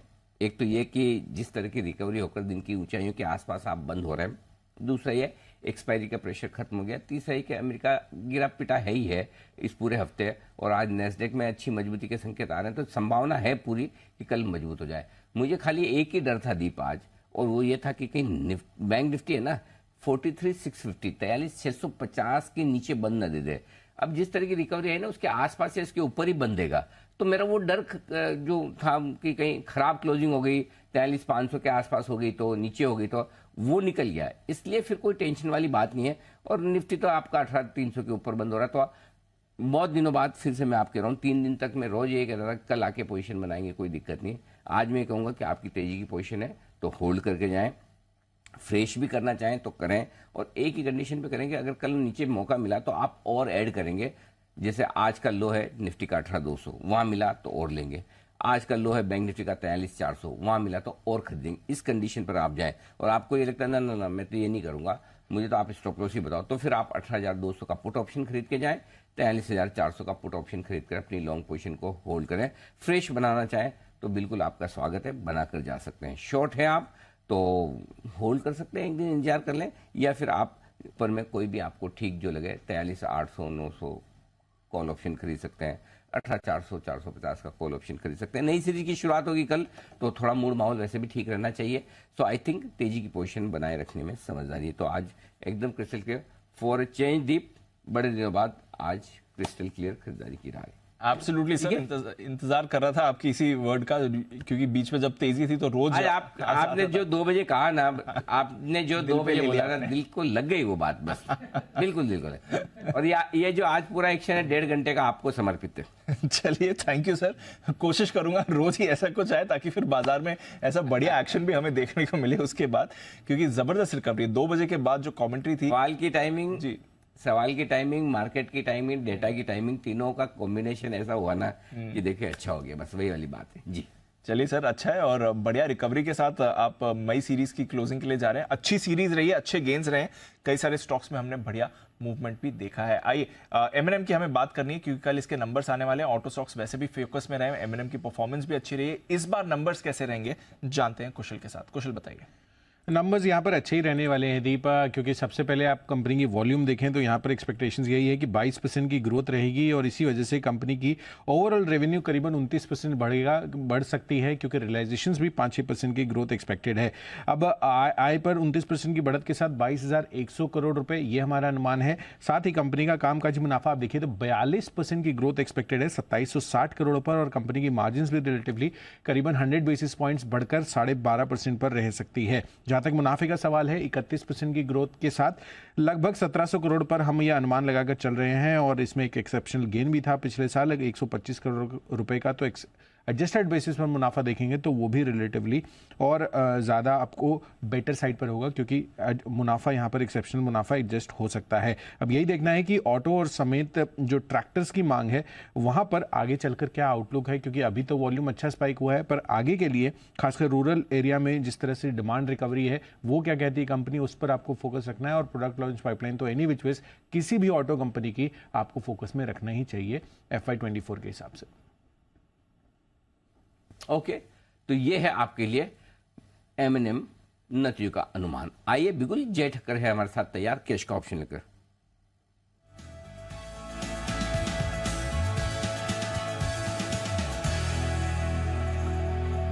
बनाए सर।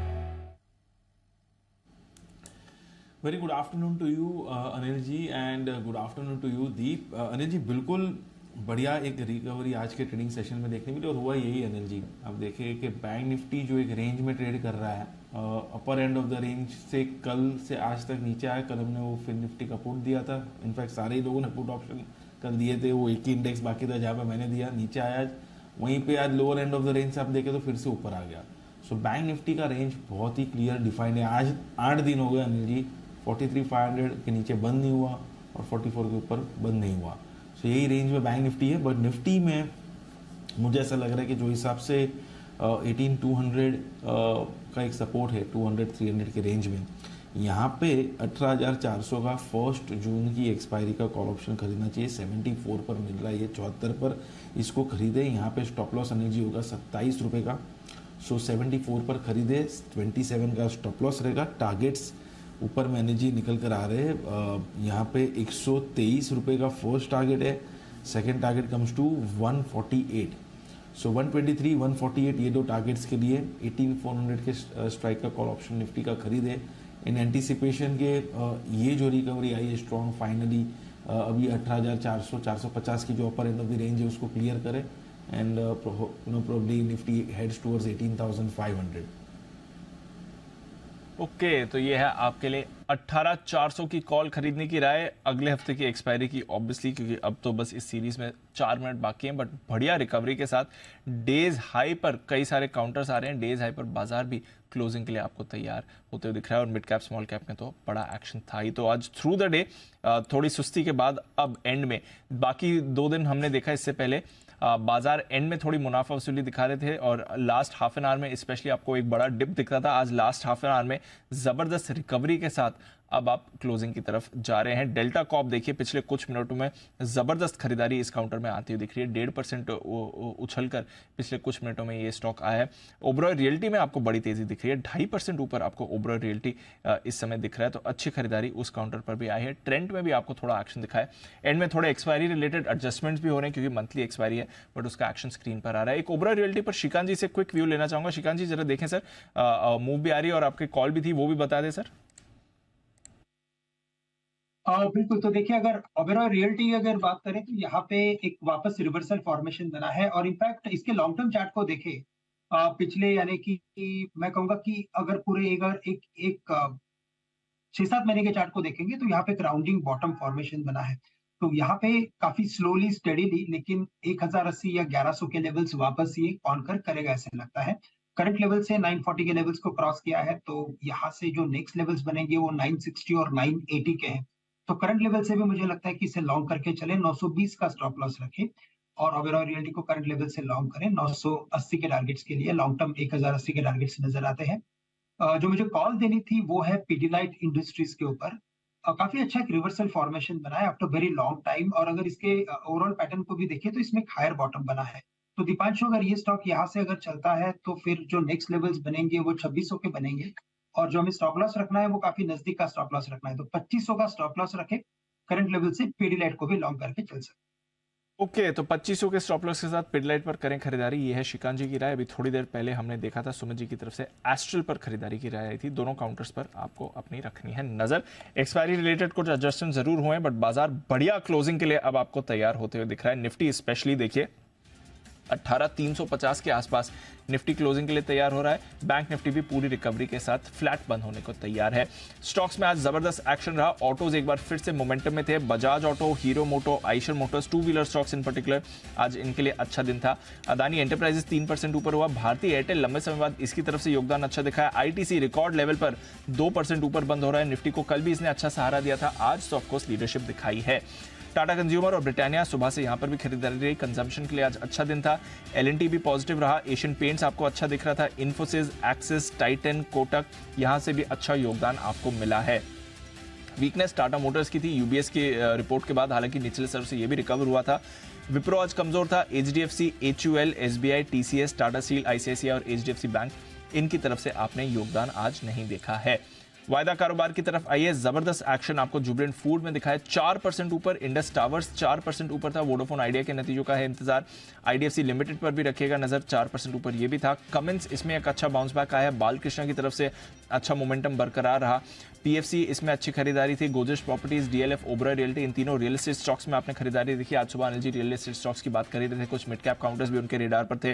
वेदांता में पॉजिटिविटी देखिए। डिक्सन टेक नतीजों के बाद इसका मोमेंटम बरकरार है। डेल्टा कॉप एंड में इस पे भी अच्छा रिवाइवल आया। टाटा पावर, बीएचईएल, यहां पर भी आपने पॉजिटिव रुझान देखा है। टाटा केमिकल्स 3% नीचे था। अशोक लेलैंड 3% कट दिखाता हुआ। दीपक नाइट्राइट कल की तेजी के बाद आज यहां पर आप यूनियन बैंक और चंबल फर्टिलाइजर, यहां पर भी आपको वीकनेस आती हुई दिखी है। तो अनिल जी, ओवरऑल एक तो बधाई सर, जो आज 2 बजे और 2:30 बजे की कमेंट्री थी, ये खरीदारी का मौका है। बिल्कुल पूरी रिकवरी के साथ निफ्टी 18,340 पर प्रोविजनल क्लोजिंग, और बैंक निफ्टी भी पूरी रिकवरी के साथ 43,700 के जस्ट नीचे क्लोजिंग देखते हुए। और दूसरा, ये सीरीज दमदार मई सीरीज रही, और सीरीज की शुरुआत में आपने कहा भी था मिड कैप स्मॉल कैप पर रखिएगा नजर, और वहां पर और भी बढ़िया एक्शन इस सीरीज में दिखा। बिल्कुल दीप, और खुशी होती है कि अगर ट्रेडर्स अपने औने पौने दामों पर अपनी पोजीशन में लॉस बुक ना करें। पहली चीज़ ये कि जिनकी लॉन्ग पोजीशन और एक्सपायरी के 1.5 घंटे में जाने में बहुत डर लगता है कि अरे पता नहीं क्या होगा, दिन के लो पर जा रहे हैं। तो दिन के लो से दिन के हाई की यात्रा अगर आप 1.5 घंटे में करें और वो एकदम आपको पता चल जाए, सही आप बैंक निफ्टी भी देखिए डे हाई के आसपास बंद हो रहा है। 43,719 का हाई है, 18,338 का हाई है, वहीं पर आप बंद हुए। इससे बढ़िया क्या हो सकता। तो आई एम श्योर लोगों को जो शॉर्ट थे उन्हें काटने का मौका भी मिला होगा, जो लॉन्ग करना चाहते थे या जो लॉन्ग पोजीशन अपनी किसी भी औने पौने दाम पर नहीं बेचना चाहते थे, उन्हें मदद जरूर मिली होगी। आइए बढ़ते आगे, और मई की अच्छी सीरीज के बाद कल हम जून सीरीज का स्वागत करेंगे, लेकिन उससे पहले गुरुवार के दिन आप सबको रहता है इंतजार हमारे खास शो का, बात दुनिया की। आइए आज देख लेते हैं 4:30 बजे जब ये शो आपके सामने आएगा तो किस तरह की बेहतरीन खबरें दुनिया भर से आपको देखने और सुनने को मिलेगी। इस हफ्ते बात दुनिया की में देखिए अमेरिका का रहस्यमयी गड्ढा जहां समा जाती है समूची नदी, ऐसी आइसक्रीम जिसकी कीमत सुनकर आपके छूट जाएंगे पसीने, एक ऐसा प्लेन जो महीनों तक कराएगा आसमान की सैर,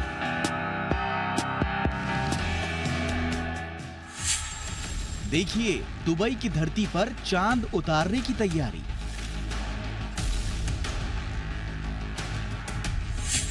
और 14 देशों को जोड़ने वाले हाईवे की कराएंगे सैर।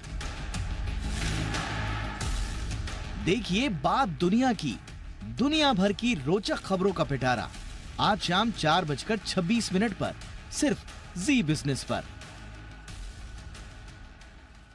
तो एक से एक दमदार खबरें आज आपको देखने को मिलेगी। एक ऐसा गड्ढा जिसमें पूरी नदी समा जाए, पसीने छुड़ा देने वाली आइसक्रीम, यानी कि बहुत ही महंगी। अच्छा बंसल जी बहुत अति उत्साहित, पहले से हाथ खड़ा कर आ रहा हूँ बंसल जी, जरा धैर्य रखें, बिल्कुल मैं आप ही के पास आ रहा हूँ। जरा बता दिया जाए एक बार, एक ऐसा प्लेन जो महीनों भर हवा में घूमता है और दुबई में उतरने वाला है चांद, और 14 हाईवे को जोड़ने वाला, 14 देशों को जोड़ने वाला हाईवे। जी बंसल जी, आपकी फेवरेट स्टोरी इसमें से? अनिल जी, मुझे तो ये प्लेन बहुत अच्छा लगा जो महीनों तक हवा में सैर कराएगा। तो मेरा तो इस प्लेन में अपने मित्र कुणाल जी को भेजने का प्लान है।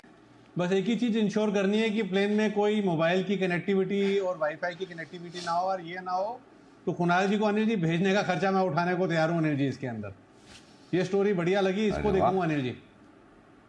ओहो चलिए बढ़िया है, कुणाल जी को मुफ्त की हवाई यात्रा करने का मौका भी मिलेगा।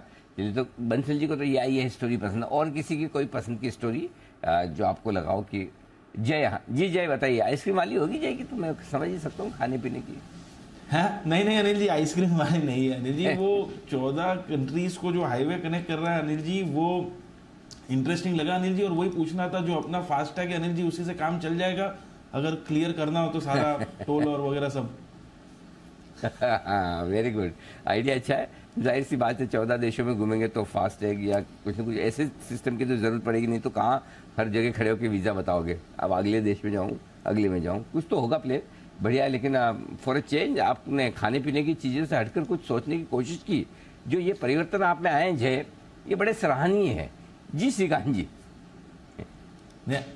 अनिल जी मैं ये कहना चाहूंगा अनिल जी, आजकल आइसक्रीम से ज्यादा अनिल जी गर्मियों में गोला खाने का मजा आ रहा है अनिल जी। सो कुछ गोला के ऊपर होता है तो डेफिनेटली मैं अनिल जी हाथ रेस करता हूं। ओके अच्छा प्रेफरेंसेस बदली है, आदत नहीं, ठीक है परफेक्ट। तो आजकल जय गोला, कौन सा वो मलाई गोला? परफेक्ट अनिल जी, मलाई गोला, यस। हाँ समझ गया मैं बिल्कुल। तो जय की तरफ से अगर आपको भी कभी ऐसा लगे कि कहाँ अच्छा मलाई गोला मिलता है और आप खाना चाहें तो जय से संपर्क करें। जी बताएं श्रीकांत जी। अनिल जी, मुझे लगता है जो पसीने छुड़ाने वाली आइसक्रीम की जो स्टोरी है या कहानी है, आई थिंक लगता है इसके अंदर वही आम होने चाहिए जो काफी महंगे आम थे, जो आपने मुझे लगता है 2 या 3 शो पहले एक बार ये कवर किया था कि काफी महंगे आम थे करके, और कुणाल जी ने उसके ऊपर काफी सारी बातें भी की थी। तो मुझे लगता है शायद इस आइसक्रीम में वही होगा और इसी का ये पार्ट 2 लग रहा है। नहीं, इसमें जो मुझे तस्वीरें दिख रही है ऐसा लग रहा है इसमें कुछ ना कुछ वो सोने की भस्म जो होती है, स्वर्ण भस्म जो खाई जाती है, ये जिस तरह का गोल्डन कलर इस आइसक्रीम पे चमक रहा है, कुछ ना कुछ सोना तो होगा ही पक्का इसमें। तो देखते हैं, चलिए जैन साहब बताएं। या बिल्कुल अनिल जी, आप सही गैस किए। ये स्वर्ण भस्म, रूप भस्म, ये सब आयुर्वेदा में भी हमारे खिलाए जाते थे। पहले राजा महाराजा लोग खाते थे स्वर्ण भस्म, एकदम एक्स्ट्रा ताकत के लिए। और तो ये मुझे लग रहा है स्वर्ण भस्म या गोल्ड से बनी हुई है, और गोल्ड को भी कंज्यूम तो किया जा ही सकता, बट ऐसे आइसक्रीम दो जो गला भी खराब करेगी और सर पे भी पसीना लाएगी, हमें तो नहीं देखना है। बट मुझे 14 कंट्री वाला हाईवे बहुत बढ़िया लगा। और दुबई में जो ये चांद वाला है, ये बढ़िया, मतलब चांद देखिए, वापस जाने की तो हिम्मत नहीं करेंगे ऊपर, बट हाँ नीचे अगर ये चांद के अंदर की सारी चीजें दिखा दे। बट ये चांद भारत वाला, ये पृथ्वी वाला चांद है या जुपिटर वाला, सैटर्न वाला, कौन सा, ये भी समझने की बात है। बाकी मुझे ये 14 कंट्रीज वाली लगता है कि ये एशियन वाली कंट्रीज होंगी, जहां आसाम से लेकर कई बर्मा और ये सारे सब हाईवेज बन रहे हैं, और या फिर यूरोप का होगा, देखते हैं। तो जैन साहब को ऊपर न जाना पड़े और ऊपर वाला चांद ही नीचे आ जाए, जैन साहब ये चाहते हैं, वहीं से देख के काम चला लेंगे। कुणाल जी समापन करना चाहते हैं। जी कुणाल जी। अनिल जी देखिए, मुझे तो ये जो विमान की बात हुई जिसमें अनिल जी आप महीनों घूमते रहे अनिल जी, ये बहुत ही शानदार आइडिया लगा। और अनिल जी अगर ऐसा विमान, ऐसा पुष्पक विमान मिल जाए अनिल जी, तो पूरे विश्व का भ्रमण कर लूंगा अनिल जी, और सारी जगह अनिल जी जी बिजनेस का एम्बेसडर बन करके जाऊंगा। तो जो भी खर्चा होगा अनिल जी आपको उठाना होगा, तो बस विमान का बंदोबस्त करा दीजिए। चलिए, विमान का बंदोबस्त जरूर कराएंगे आपके लिए कुणाल जी, और भी घूमने के लिए जाएंगे। सिद्धार्थ जी भी खुश होंगे ये देखकर, एटलीस्ट जर्मनी नहीं तो कहीं और तो उस विमान में हमें घुमाने ले ही जा सकते हैं। बट बात दुनिया की 4:30 बजे सारी की सारी इंटरेस्टिंग स्टोरीज है, जैसे हमारे एक्सपर्ट्स हैं, आप भी जुड़िए और देखिए आपको क्या पसंद में आता है। इसके अलावा आज शाम खराब लाइफस्टाइल और खान पान के थायराइड का खतरा तेजी से बढ़ रहा है, इस पर करने वाले फोकस। पिछले 10 साल में अगर आप देखें तो थायराइड कैंसर के मामले 2.5% से बढ़कर 4% हो गए हैं। पुरुषों के मुकाबले महिलाओं में इस बीमारी का खतरा ज्यादा होता है। आज वर्ल्ड थायराइड डे भी है और ऐसे में शाम 6 बजे हम इसी पर करेंगे बातचीत, समझेंगे कि क्या है ये बीमारी और क्या है इसके लक्षण। साथ ही इससे बचाव पर भी करेंगे एक्सपर्ट से बातचीत। हमारे साथ होने वाले हैं डॉक्टर ऋचा चतुर्वेदी, जो कि एंडोक्राइनोलॉजिस्ट हैं इंद्रप्रस्थ अपोलो हॉस्पिटल के, doctor Swati Maheshwari senior physician और डॉक्टर राजू त्यागी सीनियर गायनेकोलॉजिस्ट। तो ज़रूर जुड़िए हमारे साथ शाम 6 बजे। थायराइड ना करें अवॉइड। इसके अलावा ईपीएस यानी कि एम्प्लॉय पेंशन स्कीम के तहत हायर पेंशन के लिए आवेदन करने के लिए 1 महीने का वक्त बाकी है। 26 जून 2023 तक नौकरी पेशा लोगों को तय करना है कि उन्हें ईपीएफओ खाते से ज्यादा पेंशन चाहिए या नहीं। पर अभी भी लोगों के मन में कई सवाल हैं कि क्या वाकई ज्यादा पेंशन पाने का ईपीएस एक बेहतर तरीका है और कौन से विकल्प हैं जिससे आप टेंशन फ्री रिटायरमेंट जिंदगी जी सकते हैं। तो शाम 6:30 बजे इसी पर होगी चर्चा, जरूर देखें। पेंशन बढ़ेगी, टेंशन घटेगी। हमारे साथ होने वाले हैं 2 एक्सपर्ट्स, मिलन अग्रवाल जो कि हैं फाउंडर पिन सेफ और साथ ही मोहित गाग जो कि हैं सीईओ मनी फ्रंट के। इसके अलावा यूएस में पॉलिटिकल खींचातान के बीच डेट सीलिंग का संकट गहरा रहा है। इसी के बीच फिच रेटिंग्स ने अमेरिका की रेटिंग घटाने की चेतावनी भी दी है। यूएस में अगर 1 जून तक बात नहीं बनी तो क्या यूएस सच में डिफॉल्ट करेगा? आज इंडिया 360 की कवर स्टोरी में करेंगे इसी मुद्दे पर चर्चा और जानेंगे कि इसका भारत सहित दुनिया में क्या असर पड़ सकता है। यूएस कर संकट कितना विकट, शाम 8 बजे। फाइनल क्लोजिंग फिगर्स भी हमारे सामने। पॉजिटिव क्लोजिंग हो चुकी है बाजार की 18,320 321 पर निफ्टी मे सीरीज की एक्सपायरी और 43,681 3.5 पॉइंट ऊपर बैंक निफ्टी पर। बढ़िया रिकवरी डे के निचले स्तर से हमने देखी। आखिरी 1-1.5 घंटा काफी एक्टिव रहा। देखते हैं जून की सीरीज बाजार के लिए कैसी रहेगी। एक्शन कल सुबह फिर से होगा हमारे साथ। बहुत बहुत शुक्रिया हमारे साथ शो में जुड़ने के लिए श्रीकांत जी, जैन साहब, राकेश जी, कुणाल जी, साथ ही वागले साहब, सुमित जी, हिमांशु जी और जय ठक्कर आपका भी, end of course Anil ji आपका भी बहुत बहुत शुक्रिया। कल सुबह आप सबसे फिर से करेंगे मुलाकात। तब